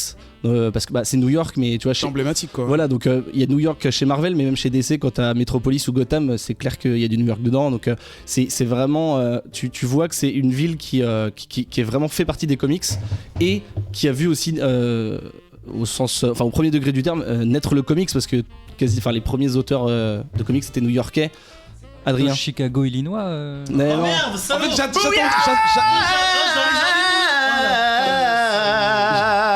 j'attendais que Zef la fasse, mais Adrien m'a vraiment surpris là. Non, vraiment, c'est New York. C'est New York. Bah d'ailleurs, Nolan, c'est son Gotham, c'est New York. Enfin, bon bref. Donc voilà, donc c'est Chicago. Chicago, Illinois. Oui, non mais pour de vrai. Ok. Donc voilà, donc c'est un super bouquin, que vous aimiez New York ou pas, que vous aimiez les comics ou pas, je vous le conseille parce que ça reste un bouquin de culture générale sur les comics. Et voilà, donc c'est pas très, en plus c'est pas très cher, ça vaut 35 balles, c'est ce qu'on appelle un beau livre malgré le petit format parce que souvent les beaux livres c'est des gros formats, là c'est un format de bouquin normal quoi. Donc voilà, joli cadeau, je le conseille. C'est super cool, ça vient de sortir. Moi je l'ai vu en rayon il y a pas longtemps, j'ai pas la date de. Attends, si peut-être. Non mais c'est parce que moi j'ai jamais vu en fait, c'est pour ça que ça me semble. 28 septembre. Ah oui, donc ouais, c'est exactement raison. Voilà. Et pour finir nos suggestions, hein, on va donner la parole au petit dernier. Hein. Merci. Vas-y. Je remercie mes parents. Non, je vais parler d'un livre un peu sérieux là parce que. Arrêtez de déconner là. C'est bon. Ça commence à bien faire ces conneries. Donc ça s'appelle Art ludique, donc ça rigole pas. Jean-Samuel Krieg, Jean-Jacques Launier. Non, plus sérieusement, aux éditions Sonatine. Jean-Jacques Launier, c'est, si vous ne connaissez pas, c'est le monsieur qui a fondé le musée Art Ludique. Et avant la galerie Art Ludique, ARLUDIK pour la galerie. Voilà, alors qu'est-ce qui se raconte dans ce bouquin alors ? Eh bien, ces gens-là ont remarqué que pas mal d'artistes bossent dans l'ombre. Les artistes qui travaillent dans le comics, dans la BD, derrière le jeu vidéo, derrière le cinéma, etc. Et ces artistes-là sont des artistes tout aussi talentueux que des artistes qu'on peut avoir dans le milieu contemporain, les artistes classiques qu'on avait à la Renaissance. Et ils se sont dit que c'est quand même bizarre, ces gens-là travaillent dans l'ombre, on ne les connaît pas. Et ils définissent en fait une espèce d'art qui n'est pas nommé, qui n'est pas comme l'art contemporain ou ce genre de choses, ou le pop art, etc. Il vient d'arriver, il a dit une espèce. Voilà, un espèce, pardon. Non, une espèce. Une espèce, c'est une espèce. Pas comment ça une espèce. Et ils ont décidé d'appeler cet art, qui est un peu l'art caché, l'art de l'ombre de tous ceux qui travaillent dans ce milieu-là de l'entertainment, de l'art ludique. Donc c'est un peu un bouquin sérieux parce que il y a tout un discours, il y a toute une réflexion sur qu'est-ce que l'art ludique, pourquoi on appelle ça l'art ludique, etc. Qui sont les acteurs de cet art ludique et pourquoi ils considèrent que cet art existe et doit être reconnu. Alors c'est un bouquin qui date de 2011 ou 2012, donc maintenant cet art-là est un peu plus reconnu dans l'univers culturel, en tout cas dans la culture générale, mais je le conseille à tous les gens qui s'intéressent donc aux comics, à l'illustration, au concept art, aux jeux vidéo, au cinéma, etc. Parce que c'est une vraie bible, c'est écrit très intelligemment et on y apprend plein de choses. Donc par exemple le premier chapitre c'est l'histoire et la géographie de l'art ludique, donc c'est divisé en 3 parties qui sont France, Belgique, États-Unis et Japon, et il découpe sur l'histoire de la bande dessinée, donc franco-belge ou comics ou manga, puis après l'animation et après le jeu vidéo. Donc rien que cette partie-là est fantastique parce qu'on y apprend beaucoup de choses et c'est très bien écrit. Et après, il y a plein de réflexions sur comment est-ce qu'on fabrique une BD, comment est-ce qu'on fabrique une animation, un jeu vidéo, un dessin animé, etc. etc. Je vais passer là-dessus. Oui, donc ils font la forme de l'industrie à travers des 3 prismes qui sont 3 gros pôles connus de la bande tout le monde, dessinée, entre guillemets, comics, bande dessinée, manga, le jeu vidéo et l'animation. Voilà. D'accord, bah c'est... Oui, ça a l'air bien plus sérieux que les Non, conneries mais dont on a ça parlé paraît avant. très sérieux, mais sérieusement, c'est un bouquin qui m'a vachement. C'est un très chouette livre. C'est un bouquin qui m'a vachement éclairé. Faut juste sur, pas être sur ce complètement monde-là. con quand tu le lis, quoi, mais c'est vraiment bien. Et Non, puis, c'est vraiment de un boire, super bouquin. Comme certaines Et personnes qui boivent ici des bouillards sans gluten. Mais bon. C'est ça. Et à la fin du bouquin, à peu près la deuxième partie, c'est un panorama, c'est-à-dire des interviews et illustrés de grands auteurs qui sont dans ces trois domaines-là. Donc il y a Miyazaki, il y a Alexis Briclot pour ceux qui connaissent, Geoff Darrow, Ian McCaig, etc., etc. Donc un super bouquin que je recommande à tous ceux qui s'intéressent à ce monde-là en fait. Ça a l'air intéressant. Je pense qu'il faudrait qu'on nous l'offre à tous ici. Non? Oui? Non? Oui. Ça a l'air intéressant. Faut l'offrir à tout le monde en fait. On a dit qu'il fallait être intelligent pour le lire. Donc on peut pas le lire. Avec la petite musique derrière, c'est désormais. Merci. Donc, je vous ai dit qu'il y avait une petite surprise. Déjà, merci à toutes et à tous pour cette sélection. J'espère que vous allez pouvoir trouver votre bonheur dedans, soit pour vous, soit pour les autres. Donc, vous retrouverez les informations concernant tout ce qu'on a dit sur le site internet radiokawa.com, rubrique culture et art. Tout en bas, les commentaires, tout ça. Hein. En attendant, il y a Ben qui désapprouve totalement ces messages. Je te laisse t'enfoncer dans les méandres de la mélancolie. C'est ce que vous m'aidez pas, c'est pour ça. On se retrouve juste après la pub pour une petite surprise. À tout de suite. Ça te plaît? Qu'est-ce qu'elle est bonne. C'est complètement addictif. Je vais jamais pouvoir m'en passer. Dis-moi chérie, t'es bien vierge? Vous en avez marre de vous poser des questions stupides sur la sexualité? Papa, comment on fait les bébés, eux? Vous n'osez pas demander à votre maman? Minuit 69 casse les tabous, les idées reçues et les complexes. Une fois par mois entre adultes consentants. Minuit 69 ne parle pas de cul. Minuit 69 vous parle de sexe. Minuit 69. C'est complètement addictif. De retour dans... C'est bien ou pas? Mais oui. Moi, je préfère lui. Hein. De retour dans Comics Outcast numéro 61, spécial Noël. Ce soir, dans cette dernière partie, je vous propose un pitch générateur. Alors, pour expliquer rapidement le concept du pitch générateur, nous l'avions déjà fait l'an dernier, je crois, dans cette émission d'anthologie qui s'appelle Max Boublil est un gland. L'idée, c'est que tous mes petits chroniqueurs acolytes vont devenir mes scénaristes de choc pour un remake hollywoodien, comme Hollywood en a les secrets. Alors, un remake hollywoodien, oui, mais dans le milieu des comics, je vais baisser le son, laissez-moi 2 secondes. Voilà. Laissez-moi enlever cette petite nuisette. Laissez-moi me mettre à l'aise. Alors, j'ai 2 options. J'ai pas encore choisi parce que je suis un peu à l'arrache. J'ai soit un personnage. Ce que je voudrais faire en fait, alors parce que le premier pitch generator c'était chez DC, on avait pris Booster Gold. Le deuxième c'était chez Marvel, on avait pris ce personnage qui s'appelait DJ. Ah oui, exact. Qui était donc un X-Men au pouvoir obscur, qui pouvait avoir des pouvoirs MP3, voilà, des pouvoirs MP3. Voilà. Oui, Je vais résumer ça comme ça. Du coup, je propose qu'on repasse chez DC pour ce 3e épisode du Pitch Generator. J'ai un personnage obscur qui ressemble vaguement à Hulk, un autre qui ressemblerait plutôt à Doctor Strange. Que les personnages Marvel. Oui, non, mais c'est pour, c'est pour pas vous le dire le personnage. Donc c'est une épreuve d'arrêt d'essai, fait un peu. Exactement. Comment vous le sentez plutôt? Attends, t'as dit quoi? T'as dit Doctor Strange, Hulk ou quoi? Enfin, genre. Voilà, bon, plutôt une brute. Et le troisième? Ah non, il y en a 2. Ouais, je vous en propose 2 typologies de personnages. Genre, Doctor Strange, c'est peut-être un petit peu. De la magie, ça peut être intéressant. Qu'est-ce que vous en pensez? Je suis tellement chaud. Ouais, hein. Enfin, c'est pas Doctor Strange, c'est un. Non, c'est pas Doctor like. Strange. Ok, alors je vous propose de travailler avec ce personnage d'essai donc qui s'appelle Jack O'Lantern.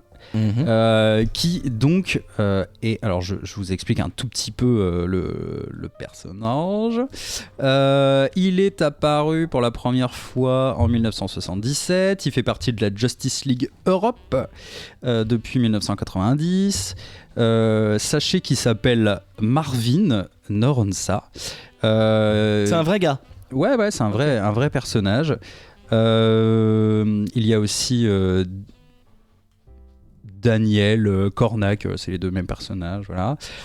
Ils ont une lanterne mystique qui leur donne le pouvoir de voler, de projeter des flammes, de se téléporter, de projeter des illusions. Ils ont une sorte de super force et ils peuvent créer des brouillards. Voilà, donc ça c'est le personnage que j'ai. Ce que je vous propose, c'est que là quand même on est un petit peu en train de construire le DC Universe, tout ça. Donc ça serait bien si ce personnage de la Justice League Europe pouvait rejoindre éventuellement la Justice League, voilà, le film un peu prévu quoi. Donc il faudrait qu'on tisse un petit peu les liens avec le nouveau truc. Ce que je vous propose, sans forcément introduire de contraintes, tout de suite, est-ce que Ben, tu pourrais imaginer un petit peu, bon, ça va être un petit peu une origin story quand même. Son background du coup. Voilà, un petit peu le début du film. On le rencontrerait avant qu'il devienne Jack O'Lantern, quoi, peut-être. D'accord. Donc en fait, Jack O'Lantern, déjà, il est irlandais, parce que quand même, voilà. Et en fait, il est né en 1977, la fameuse année. Il est né dans une famille un peu vraiment la basse classe quoi. Tu sais, c'est pas les paysans mais des gens vraiment très modestes. Ouvrière quoi. Voilà, classe ouvrière irlandaise, un oncle en prison, enfin voilà tout ça. Il est fan de U2. En 77 déjà ? Ah oui. Oui bah. Oui. Premier album de U2, il est là genre putain c'est charmé. Ok, donc il aime Bonobo. Et donc en fait. Il est né en 77. Ah pardon.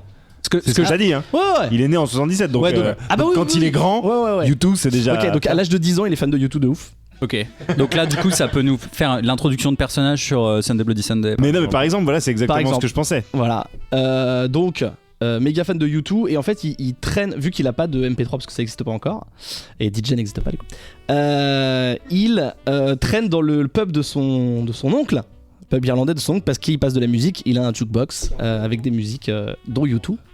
Ok, Joe, est-ce que tu peux prendre la suite éventuellement? Moi, ce que je me dis, c'est quand même là, c'est une émission de Noël. Peut-être qu'on peut imaginer un petit peu un film, tu vois. En fait, ouais, le truc c'est que l'histoire des origines de Marvin, c'est un peu un conte de Noël. C'est-à-dire que on le vivrait. En fait, il y a un événement, un moment qui va changer sa vie. C'est-à-dire sa rencontre avec son mentor, qui va se dérouler durant la période de Noël. Donc même si tout le film ne se déroule pas à Noël, il va y avoir. C'est un peu comme les Harry Potter, tu vois, genre quand il arrive la période de l'année où c'est Noël, il se passe des trucs spécialement importants. Donc là, en fait, voilà, en 1987, le jeune Marvin est pris un petit peu dans. Le truc, c'est que, étant donné qu'il est né dans la classe ouvrière, il vit dans un quartier où il y a un peu des guerres de gangs, mais des gangs irlandais. Donc. Des gangs de roues, quoi. Ouais. Qui s'affrontent à coups de main. Ah putain. Ok. En fait, c'est un gang. Attends, pendant que Joe il récupère, c'est un gang. Ils ont des moutons. C'est un gang qui s'appelle Carrosse. Et le grand frère de Marvin, c'est le 5ème dans l'ordre d'échelle. Du coup, c'est le 5ème roue du carrosse. Voilà, exactement. Et genre, là, ils organisent des combats de moutons clandestins. Mais attends, c'est que les moutons ou eux contre les moutons? Non, c'est les moutons qui se fight, tu vois. Genre, quand le mouton de ton clan gagne, c'est ton clan prend un peu l'ascendant dans le quartier. Et donc, bref. Je crois que t'es déjà allé en Irlande ou pas? Non. C'est un peu les moutons qui régissent la loi là-bas, hein, faut le savoir. Et donc en fait le truc c'est que le grand frère de Marvin se fait choper là lors d'un de ses combats de moutons et il est donc embarqué par la police irlandaise et il écope d'une peine de prison. Et du coup c'est le jeune Marvin 10 ans qui est censé un petit peu d'une part remplacer un peu son frère dans le gang et en même temps c'est devenu aussi lui l'homme de la famille. Enfin bref, depuis que son grand frère n'est plus là, il a toutes ses responsabilités qui lui tombent sur le dos. Il doit s'occuper du mouton de la famille aussi. Et voilà, et là arrive la période de Noël où il fait froid, ils ont pas forcément beaucoup de thunes, donc ils habitent dans une baraque où les fenêtres, tu vois, sont percées, il fait froid, enfin c'est vraiment c'est la zermie comme on dit. Et à cette période de Noël incroyable, et on va pouvoir caler une scène, tu sais, genre magie de Noël où il se balade dans la rue, il vient de se faire tabasser par des moutons du gang d'en face, genre il est vraiment genre il est au fond du trou et en fait au détour d'une rue il rentre dans quelqu'un et en fait c'est Bono quoi, tu vois, genre ok. alors c'est pas le vrai Bono. mais C'est un sosie. Non, c'est pas ça que je veux dire. Ce que je veux dire, c'est que c'est Bono, l'acteur. Mais qui jouera pas le rôle de Bono. Ah, Mais en fait, voilà, clin d'œil de ouf à U2 et tout. Ok. Et premier grand rôle au cinéma de Bono. Bono a déjà écrit des scénarios, il a déjà bossé pour l'industrie du cinéma. C'est vrai. Il a fait des films pourris tels que $1 Million Hotel. Et cela dit, on l'a jamais exploité en tant que comédien, alors que visuellement il se passe quelque chose. Et donc il rentre dans ce mec qui donc la caméra va se lever parce que c'est un enfant de 10 ans, donc là, ça va filmer à travers ses yeux. Il se lève et là, boum, le spectateur va voir Bono, si tu veux. Et petit à petit, on va se rendre compte que ce mec-là, c'est un ancien des gangs, mais qui depuis est un peu rangé des bagnoles, et qui rangeait des moutons, qui a un club de sport évidemment, parce que c'est un vieil entraîneur, et il va décider de prendre le jeune Marvin sous son aile et de le former. Et là, je pense qu'on a un boulevard ensuite pour déjà créer une relation hyper lachiale entre les deux.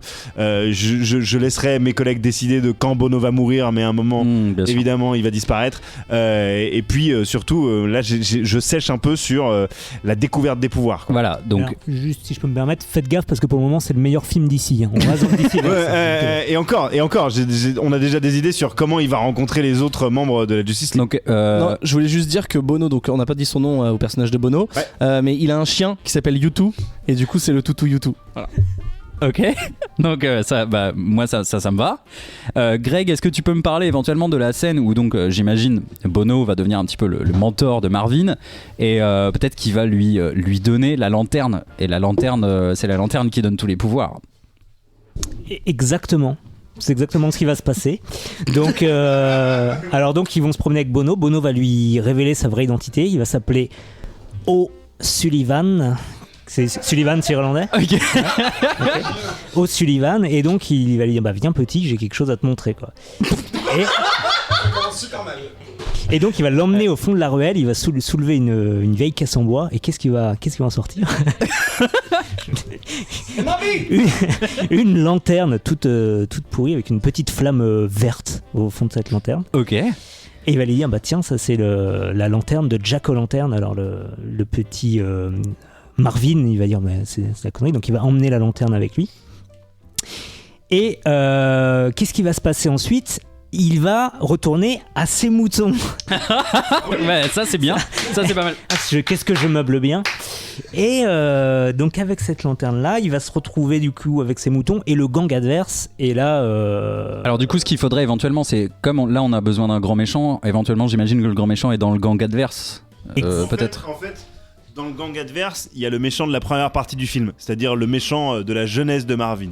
Donc effectivement, ça c'est le leader du gang adverse. Il a le plus gros mouton de la région. Son mouton a des dreadlocks rouges.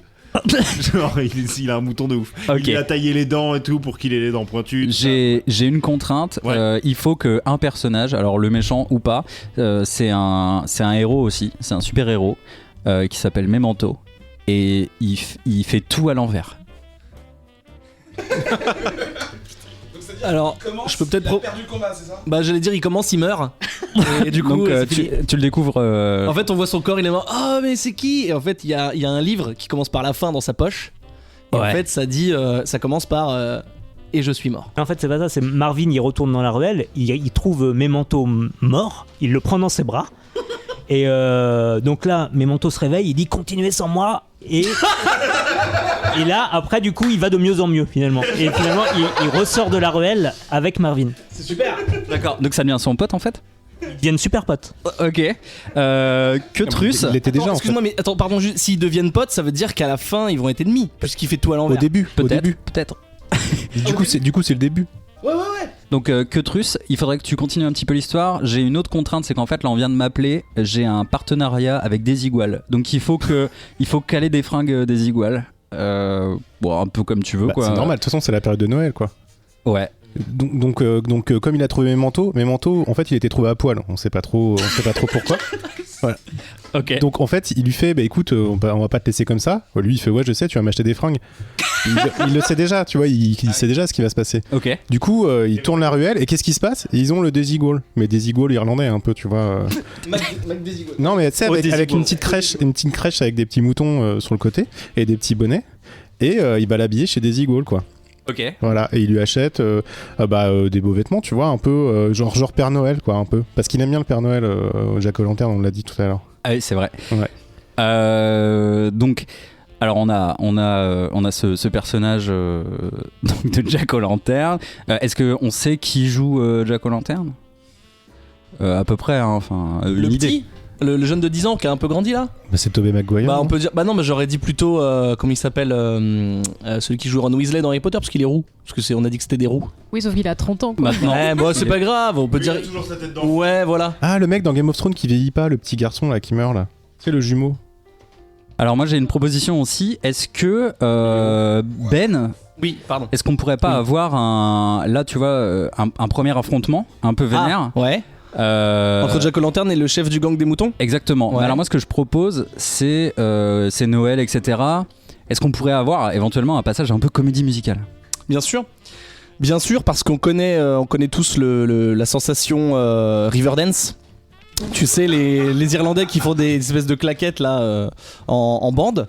Et ce qui se passe, c'est qu'en fait, au moment où le gang des moutons veut défoncer le pauvre petit mouton de Jack O'Lantern,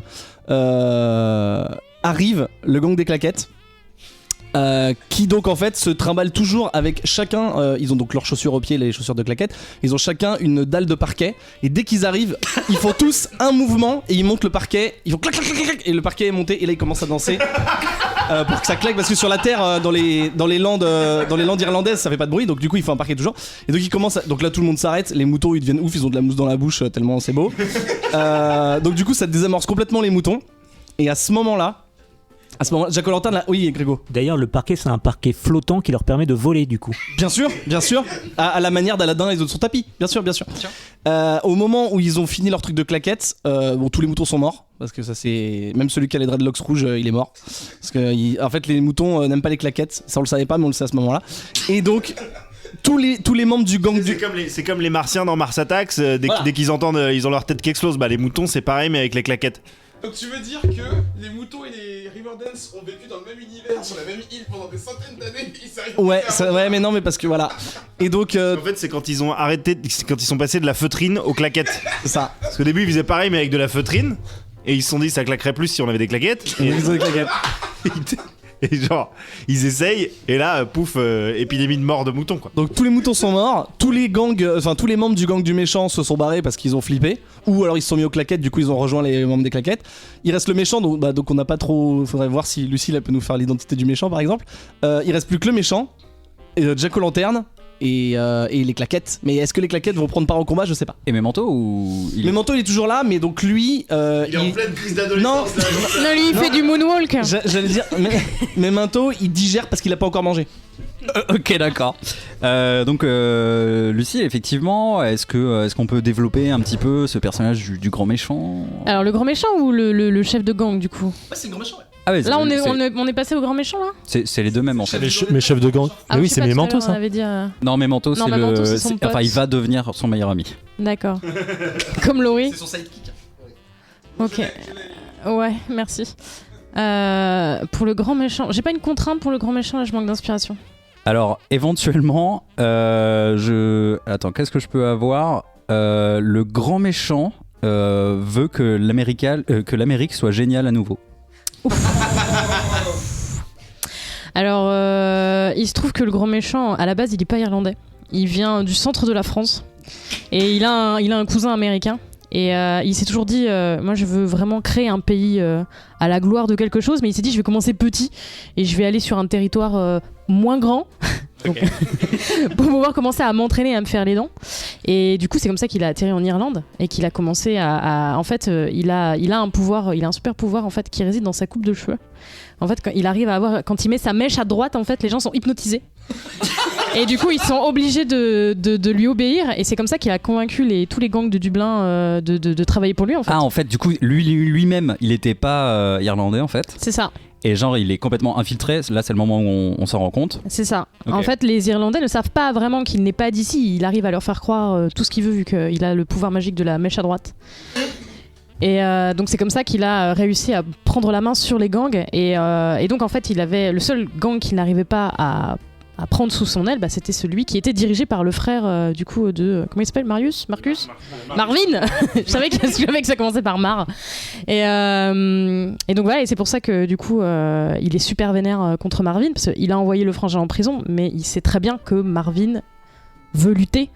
Et je sais pas. Ok, voilà. Non mais pour moi il avait encore 10 ans là, il y a 30 secondes vous me disiez Marvin il a 10 ans et là d'un seul coup faut que j'imagine le grand méchant. On brainstorm sur un film hollywoodien. Non mais voilà, non mais pourquoi pas moi, En fait Memento on le découvre mais depuis le début du film il est hypnotisé jusqu'à ce qu'il rencontre comment il s'appelle le grand méchant. Ah on lui a pas donné de nom encore. Je propose Red Trump. Trump rouge. Ouais, le Trump rouge. Donc jusqu'à ce qu'il rencontre Trump rouge, il est hypnotisé. Et là, dès qu'il le rencontre, il est plus hypnotisé. Ah, et donc du coup quelque chose. Parce que c'est Memento et du coup comme il le voit inversé, la mèche est à gauche et du coup il n'est plus hypnotisé. Ok, ça me va. Et donc du coup qu'est-ce qu'on découvre Memento une fois qu'il est plus hypnotisé, genre comment il est, comment il va. En fait, on découvre que c'est l'ancien détenteur de Jack O'Lantern. C'est-à-dire que la caisse de la ruelle, c'était Memento. Bon, ça me plaît ça. Voilà, qui en fait a décidé d'abandonner ses pouvoirs de Jack O'Lantern parce qu'il aimait une femme qui est morte. Et du coup, il a eu ouais, non justement, quand elle était morte. Non justement, avant ça, c'était Jack O'Lantern, elle est morte, du coup il a abandonné la lanterne et le fait d'avoir abandonné la lanterne, c'est un truc qu'il faut jamais faire. C'est un peu comme faire une rupture conventionnelle, tu vois. Et il a eu une malédiction où jusqu'à la fin de tes jours, tu feras tout à l'envers. Et voilà. Ok. Bien sûr. Mais par contre, du coup, on découvre ça parce que voilà, ils ont discuté, tu vois, ils avaient un peu bu. Bon, voilà, il a que 10 ans, mais c'est un Irlandais, donc il boit de l'alcool. Et du coup, il lui a raconté. Et par contre, du coup, il peut le mentoriser puisque. Le du verbe mentorer. Parce qu'il connaît tout de Jack O'Lantern, puisque c'est l'ancien Jack O'Lantern. Ok, donc il veut plus l'être, mais il veut bien train un nouveau. Voilà. Du coup, Zef, est-ce que tu peux me raconter éventuellement comment se passe l'entraînement entre eux? Et comment on arrive à Chicago, quoi. Et non, on n'est pas. J'y viens. Et j'ai une contrainte ou pas, du coup Tu veux une contrainte? Ouais, j'aimerais une contrainte. Ok, alors est-ce qu'on est toujours certain que ça se passe en 1987? Alors, parce que en fait non. En fait, j'aimerais bien qu'un des personnages soit youtubeur. Il peut être. Est-ce que Bono il peut être youtubeur?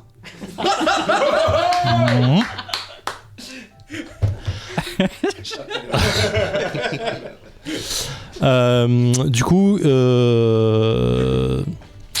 youtubeur. Voilà. On peut imaginer que une fois que Red Trump il s'est rendu compte qu'il n'arriverait pas à mettre la main sur le gang de Marvin, il s'est dit YOLO, de toute façon moi mon but c'est d'aller aux États-Unis, donc il part aux États-Unis et donc Marvin pendant ce temps-là il s'entraîne avec Memento qui est son mentor et donc plusieurs années plus tard. Voilà, donc on est à la bonne époque pour YouTube et du coup c'est là que Red Trump en plus commence à faire son chemin et voilà il est aux États-Unis, c'est lui qui domine et tout quoi. Voilà. Et du coup, tu voulais quoi? Tu m'as dit Moi, je veux. En fait, du coup, pendant cette ellipse, j'imagine qu'il y a eu l'entraînement. Et ouais. Et du coup, en fait, voilà, Memento entraîne Marvin qui va devenir donc Jack O'Lantern. Et en fait, pendant l'entraînement, Memento en fait a du mal à se souvenir de son entraînement qui est pas encore arrivé finalement en fait, parce que comme il voit tout à l'envers, pour lui, à chaque fois qu'il commence un entraînement avec le futur Jack O'Lantern, il est déjà terminé. Donc en fait, il s'enregistre sur YouTube. Et il devient en fait youtubeur d'entraînement pour Jack O'Lantern. Il crée une chaîne spéciale privée, tu vois. Ouais, okay, et donc du coup, il se rappelle qu'il doit aller chercher la O'Lantern Jack, donc du coup à l'envers, pour pouvoir entraîner le nouveau Jack O'Lantern. Et du coup, il va à Chicago, Illinois, pour pouvoir la retrouver dans le lac du Michigan perdu, où il retrouve sa O'Lantern Jack. Et là, il commence l'entraînement sous l'eau avec Jack O'Lantern, mais comme la lanterne est spéciale, la bougie brûle toujours en fait. Et arrive le moment un peu cliff du film où ils font en fait, tu vois les bastons un peu à la Dragon Ball Z sous l'eau. En fait, ils font une baston comme ça de flammes et sous l'eau forcément. Et du coup, ils s'élèvent de plus en plus et au moment où ils arrivent au-dessus de l'eau, en fait, ils balancent une brume fantastique.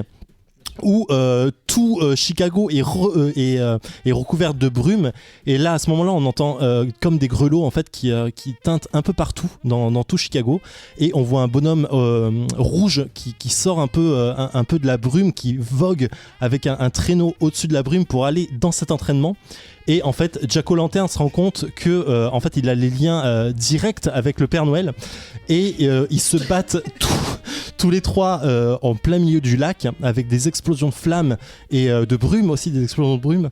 Et du coup, ils mettent tout ça sur YouTube et ça fait des millions de vues. Et là, t'as forcément ton YouTuber spécial Jack O'Lantern. Bravo.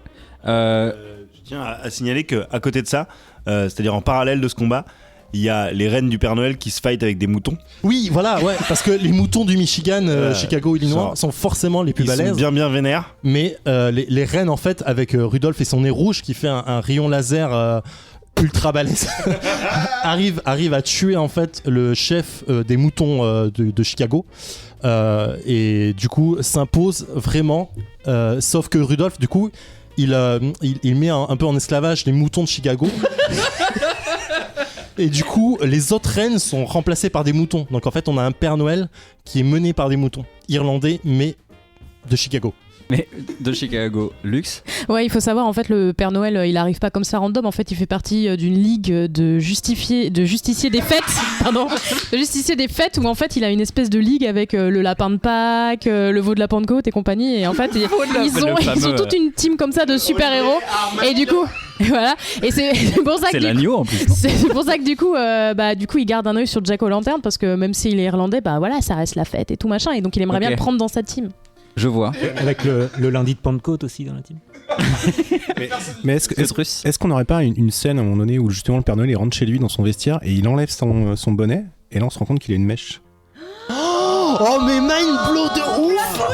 Et c'est pour ça qu'il est rouge. Et c'est pour ça que c'était Red Trump depuis le début. Eh oui. Alors oui, Red, forcément, Père Noël. Exactement. Voilà. Putain, tout était prévu. Ok, j'aurais juste, déjà besoin, parce que j'ai négocié les droits pour avoir une apparition. Pour connecter en fait à ce qu'on avait fait la dernière fois, je peux faire apparaître le gland Max Boublil, effectivement. Ben, est-ce que tu veux imaginer comment le gland... Bien sûr. Alors en fait, ce que on n'a pas vu, ce qui est un peu une sorte de easter egg, c'est que depuis le début, dans chaque plan, il y a un mouton. Mais c'est le même mouton. Des fois c'est un tout petit peu un coin de rue, des fois c'est un sabot qui dépasse, voilà, c'est toujours le même mouton. Des fois c'est une veste avec une doublure. Exactement, c'est une veste désiguale avec une mouture, c'est ce mouton là. Et en fait, juste un kebab. Voilà, exactement, c'est toujours lui. Après il remet son manteau de fourrure. Et en fait ce mouton là, il suit Marvin et Jack O'Lantern depuis le début, parce que c'est un peu le troisième gars de leur clan, et pas de leur clan, de leur clan. Et ce mouton qui s'appelle Freddy a un gland autour du cou. Il a un collier, il a un petit gland, et ce gland, c'est Max Boublil. Putain. Le mec, mind blow. Ça me plaît de ouf, parce que ça peut faire du merchandising assez facile. Si je me souviens bien, le gland a une armure. Bien sûr. En plus, qui le rend. Mais du coup, Max Boublil est un clan. Max Boublil est un clan, effectivement. Alors, qu'est-ce qu'il me reste à trouver Pas de Love Interest pour le moment. Alors, est-ce qu'on a vraiment besoin d'un love interest ? Bah en fait, c'est un mouton. C'est un mouton. Le mouton qui le suit tout le temps, il est fin amoureux de lui en fait. Ouais, alors c'est une femelle. Voilà, parce qu'en fait j'ai dit, il faut pas forcément un love interest, mais il faut au moins un personnage féminin fort. Et donc je pense que Freddy est une femelle. Bah c'est brebis. On peut pas faire un truc avec Freddy et brebis, non ? Parce que sur internet, on m'a proposé comme contrainte que le film passe le test de Bechdel. Donc est-ce qu'on peut imaginer, s'étoffer là-dessus ? Il nous faudrait donc du coup plusieurs rôles féminins, bien entendu. Une bouteille de whisky, c'est féminin. Oui. Le bide. Ouais. Un bide. Non, la ferme. Elle est pas mal. Non, en fait, on parlait du Père Noël tout à l'heure, mais il y a la Mère Noël en fait qui est là. Elle est là aussi. Et qui en fait c'est comme le Père Noël bosse pas toute l'année, il fout rien, et elle est un peu vénère de faire la cuisine toute l'année. Et du coup, elle a monté son clan spécial contre le Père Noël, qui du coup, comme il va s'allier plus tard avec Jack O'Lantern, ils vont devenir en fait un clan ennemi de Jack O'Lantern, et donc la mère Noël va aller chercher. Alors j'ai pas de. Il y a une fête avec une femme à un moment ou autre, j'ai plus en tête. Le 15 août. Donc du coup, mais non, Memento, il avait aussi une meuf. Qui Oui, mais elle il l'avait pas encore. Il aura une meuf D'ailleurs, qui sera sa meuf plus tard, et du coup à ce moment du film, Memento vient de se repuceler en fait. oui, voilà. Et donc du coup, la mère Noël et la future meuf qui n'est pas encore sa meuf, qui va que devenir de Memento, qui s'appelle Sonia la Rouge, tu vois, qui relate. Du coup, ah merde, on n'a pas le droit de Sonia la Rouge. Si c'est bon, ok. Donc du coup, elles font souvent des discussions entre elles où elles parlent pas du tout de mec, mais elles parlent des plans qu'elles vont mettre en place pour dominer le monde et dominer Chicago, pour pouvoir mettre un peu à la ramasse tout ça et faire un monde où les moutons pourront régner en maître grâce à elles en fait, parce que du coup comme tous les moutons sont morts à Dublin, elles sont un peu vénères, et voilà, normalement ça passe le test, hein, non, une deuxième femme, elle parle pas de mecs entre eux et ça suffit, non? Je crois que c'est pas mal. Sinon, il y avait aussi la vendeuse du Desigol. Parce lui, à chaque entraînement, il nique son manteau, tu vois. Donc il va toujours au Desigol, et puis il y a la petite nana à chaque fois, tu sais, qui drague un peu maladroitement, quoi. Et si elle drague, elle passe pas le test. Ah bon? Non, il faut qu'elle soit femme forte, dans le sens où elle a pas besoin d'un homme pour exister, pour avoir sa propre. Non, c'est lui qui la drague. Ah oui, d'accord. Okay. Et elle, tu sais, elle a des petites lunettes, elle fait un peu, tu sais, gênée, puis à la fin du film, tu sais, elle enlève ses lunettes, et puis en fait, elle est grave belle, elle est grave sûre d'elle, tout ça. Tu vois? On voit que ça passe le test. Ça passe pas le test, mais ok. Donc du coup, on a quand même du coup un affrontement final tripartite. Oui, à imaginer. Bah ouais, carrément. Ok, alors il faut juste savoir que j'aimerais bien que vous me parliez de ce combat final, mais ça va être la fin du film et l'issue, ça doit être que Jack O'Lantern est recruté pour la Justice League, quoi. En fait, la Justice League, donc Batman est en train à ce moment-là de faire le tour des super-héros qui existent. C'est pour ça qu'en fait, il est pas au courant de ce qui se passe dans le monde à ce moment-là, tu vois. Il est en train de faire son recrutement, il va voir Flash, il va voir Aquaman, tout ça. Et comme Wonder Woman, elle est en train à ce moment-là de draguiller un peu Superman. Et ils sont tous les deux dans un coin du monde reculé, donc ils sont vraiment perdus aussi. Et à un moment, ils se reviennent tous au moment où la Justice League s'est créée. Vraiment, ils sont tous les trois, voilà, tous les quatre avec Aquaman et Flash à S5 même. 3, 4, 5, ouais, c'est ça. Et Cyborg aussi. Oui, et Cyborg. Mais Cyborg n'est pas encore là à ce moment-là, parce que il s'est pas rebooté. Et du coup, il y a cet affrontement qui se passe à New York. Ah non, New York n'existe pas dans d'ici. À Gotham City ou à Metropolis, on sait pas trop de quel côté c'est, mais c'est la même ville. Enfin, selon le film de. Oui, voilà, c'est pour ça. Ouais, voilà. Et donc en fait, ils sont en train de tout détruire à Metropolis, puis Jack O'Lantern envoie une boule de feu qui détruit Gotham, tout ça. Et en fait, au moment où. Rappelez-vous que Jack O'Lantern peut aussi faire des illusions. Il peut projeter des illusions. En fait, il projette des illusions. Il sort une pièce de derrière son oreille pour distraire l'ennemi. Non, il projette des illusions qui détruisent les villes parce qu'à ce moment-là, il a fait semblant d'être avec les gangs adverses, les deux à la fois. Oh. Et pour le coup, pour les aider, pour les infiltrer, pour les détruire de l'intérieur. Et comme lors du combat final, il fait semblant d'avoir détruit toute l'Amérique d'un coup pour satisfaire les deux clans. Et comme il arrive en fait à leur faire croire ça, pour eux en fait il n'y a plus de raison d'être méchants parce qu'ils ont réussi leur coup, tu vois.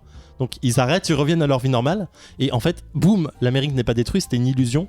Et Superman et Batman arrivent en disant ok, toi t'es badass, t'arrives à faire des trucs de ouf, on te veut dans la Justice League. Et c'est là que Red Drum décide de se ranger et de se lancer dans la politique.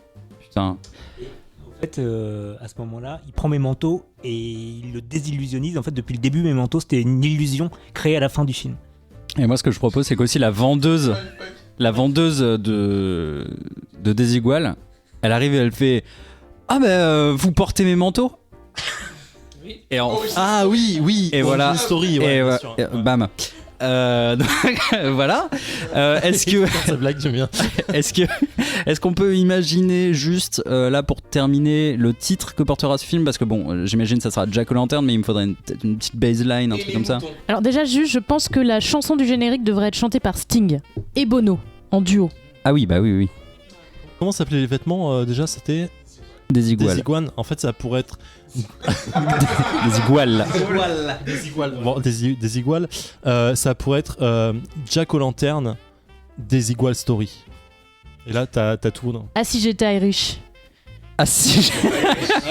Moi j'avais l'enterrement de Jacko. Tu vois?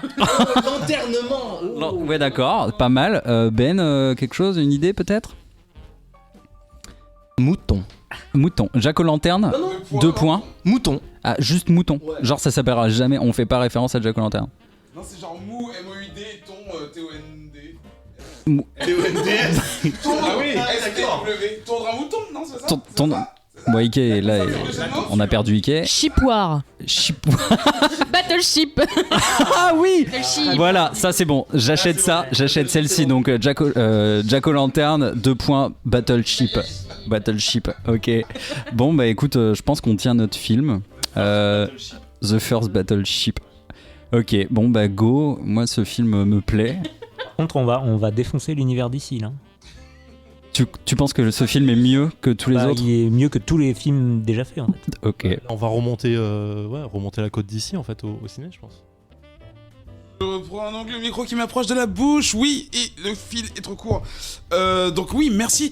Je vous rappelle que en fait certaines personnes ont déjà participé au Booster Gold Generator, au Pitch Generator pardon. Et en fait ce qu'on va faire, c'est qu'on va tirer au sort les propositions qui ont été distribuées dans le pitch de ce soir, et on va trouver un gagnant. Et l'un ou l'une d'entre vous repartirait avec un truc. On n'a pas forcément encore déterminé quoi, mais vous le saurez bien. Il y a des chances que ce soit un mouton. Quelque chose lié à des moutons ou alors un gros truc en fait, un bouquin, un livre. Il y a des chances. Mais on n'a pas que des livres en fait, on a aussi d'autres choses, mais on va voir, on va trier, on va tirer au sort. C'est la fin de cette émission. Et là, oh ouais, attends, ah voilà, Ben il a pas son casque, du coup il sait pas où on en est. C'est bouilla, c'est bouilla. Non, c'est ça. Pas loin, mais. Donc Comics Outcast, c'est une émission Radio Kawa, hein, vous connaissez la suite. C'était l'émission 61, vous retrouvez... Oui, Jarvis. Vous retrouvez toutes les informations concernant les titres que nous avons donnés, évoqués aujourd'hui sur le site Radio Kawa, rubrique Culture et Art, dans les commentaires, tout ça. N'oubliez pas également d'aller sur iTunes pour vous abonner. Nous, en attendant, on va dire au revoir aux chroniqueurs très rapidement. Luxbox, Bye bye. bye bye, on te retrouve quand même sur Radio Kawa. Oui, Allo Central, minuit 69. Et sur Twitter, Luxbox, hein, mais c'est facile à deviner. Oui, vous savez où me trouver. On peut faire un bisou spécial à Luxbox ou pas? Oui, on peut faire un bisou social. Oui, c'est ma dernière, parce que c'est ma dernière de Comics Outcast. Voilà, exactement. 2 ans tout pile, puisque j'avais fait ma première émission, c'était déjà une émission de Noël, ouais. Ah bah, dans 2 ans, comment tu le fais? Oui, ils ont tous des CDD. Non mais... Quoi? J'ai pas compris. On peut peut-être en profiter pour faire un petit coucou à Gaylor aussi. Bah j'aurais fait mon dernier. C'est qui donc ensuite il y a Grégo qui va dire au revoir. Oui. On te retrouve où à part sur la 13? Sur la 14 aussi, exactement. Très très cher. Sur Twitter, etc. Grégocentrique. Grégocentrique. On va dire au revoir à Zef qui a le micro. Ciao. On te retrouve où? Joyeux Noël. On me retrouve avec Quetrus dans la Ligue des joueurs. Je participe à Holo Central à Mini 69. Holo Central. J'ai dit Holo Central. Ah, c'est juste à mal écouter, donc tu fais attention, d'accord? T'écoutes mieux. D'accord. Offre-toi des oreilles pour Noël. Pardon. Et sur Twitter? Oui, sur Twitter, Zéphiriel. Et voilà, merci. Au revoir et joyeux Noël. Noël, c'est de la merde. Ciao. Tu fais des trop pires que les miennes. Joe, on va dire au revoir à Joe. Oui, au revoir. On te retrouve comment et où et pourquoi? Alors, on me retrouve très bientôt en sidekick de Nekoto dans le prochain épisode de C'est cool, c'est quoi? Je pense qu'il vous en parlera mieux que moi lorsqu'on lui dira au revoir. Oui. Et puis sinon, vous me retrouvez tous les week-ends dans Culturez-vous Week-end sur BFM TV. BFM et puis, TV, la télé de la BFM. Exactement. Ça, je sais et bien. puis, figurez-vous que vous me retrouvez dans un chouette cadeau que vous pouvez offrir à Noël aux gens, à savoir le Geek Art tome 3. Qui, comme d'habitude, est une anthologie d'artistes qui produisent des œuvres d'art inspirées de la pop culture. Et il y a un encart avec des photos de jouets de Joe Hume. Donc j'en suis pas peu fier. Ouais, je suis content. On va dire au revoir à Ben. Bonjour, je suis Memento. Non, ouais, c'est. Salut. Où est-ce qu'on te retrouve Comme l'a dit Jojo, le prochain C'est cool, c'est quoi c'est cette semaine là. Enfin, ah non, ça dépend, attends, on est dans le futur là. Non, c'est il sort aujourd'hui. Quand vous écoutez, il est sorti. Nous sommes le lundi 12. Voilà, exactement. Et aussi, comme Joe, je suis dans le Geek Art Anthology, mais le 2 qui est déjà sorti depuis longtemps. Mais il est mieux que le 3, donc voilà. Oui, mais toi, tu le mérites pas. Bah si moi je décide, Joe il appuie sur un bouton d'un boîtier de photos. Oh, il insulte toute une race d'artistes. Non mais c'est faux, je l'aime d'amour en plus. Et donc oui, donc voilà, c'est cool, c'est quoi sur internet et aussi sur benrenaud.com parce que je suis illustrateur freelance. Engagez-moi. Ton portfolio est fini? Oui. Ah, je vais pouvoir le feuilleter. Voilà. Et on va dire au revoir à Quetrus. Enfin, j'ai dit mais c'est pas hein. Quetrus. Oui, il faut dire Bouillasse. Non, tu dis qui tu es, où Bonjour, on te retrouve. Je suis Quetrus. On me retrouve sur Radio Kawa, la Ligue des joueurs ordinaires avec Zéphiriel. Est-ce que t'es socialement réseauté? Oui, vous cherchez Quetrus, K-E-T-R-U-S, et normalement vous me trouvez. Ben, tu voulais je voulais juste juste dire félicitations, bonne première émission pour Quetrus, voilà. Oh, tu Ouais, tu es jugé. un peu mieux faire. La première, Une note sur 10. 5. Ouais, 7. J'aurais dit pareil. 3. J'ai jamais eu autant. 1. On va dire au revoir à Adrien, notre réalisateur. Ah oui, au revoir. On te retrouve où? Comment? Pourquoi? Sur internet et au fond d'un bar. Oh. Au fond d'un bar, plutôt au fond d'un thon ou d'un saumon plutôt, non? Non, c'est dégueulasse. Ah ok. Et moi, c'est Eric parce que je me suis pas présenté depuis. Ah, c'est lui. Je savais bien que je te Vous reconnaissais. me retrouvez sur Twitter, hashtag @Maître Fofana. Ça me fait trop rire, j'adore ce pseudo. Et sinon, c'est tout en fait. Au boulot. Je travaille, ça m'arrive des fois. Nous, on se retrouve dans 2 semaines, le 26 décembre. Oh là.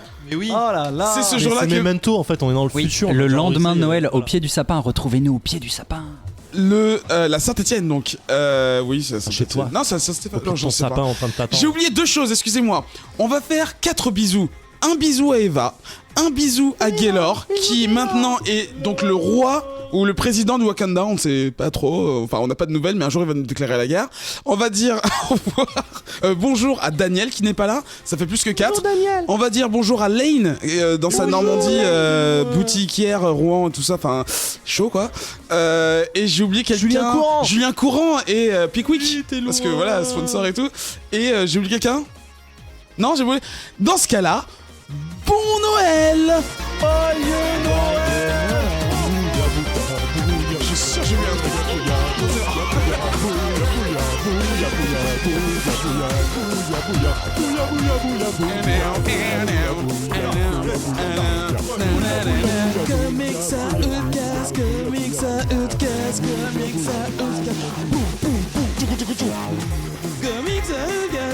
L'émission des comics, on parle de comics, on est tous ensemble, on chante un peu, mais c'est pas grave. Comics à Eucas, le long générique qui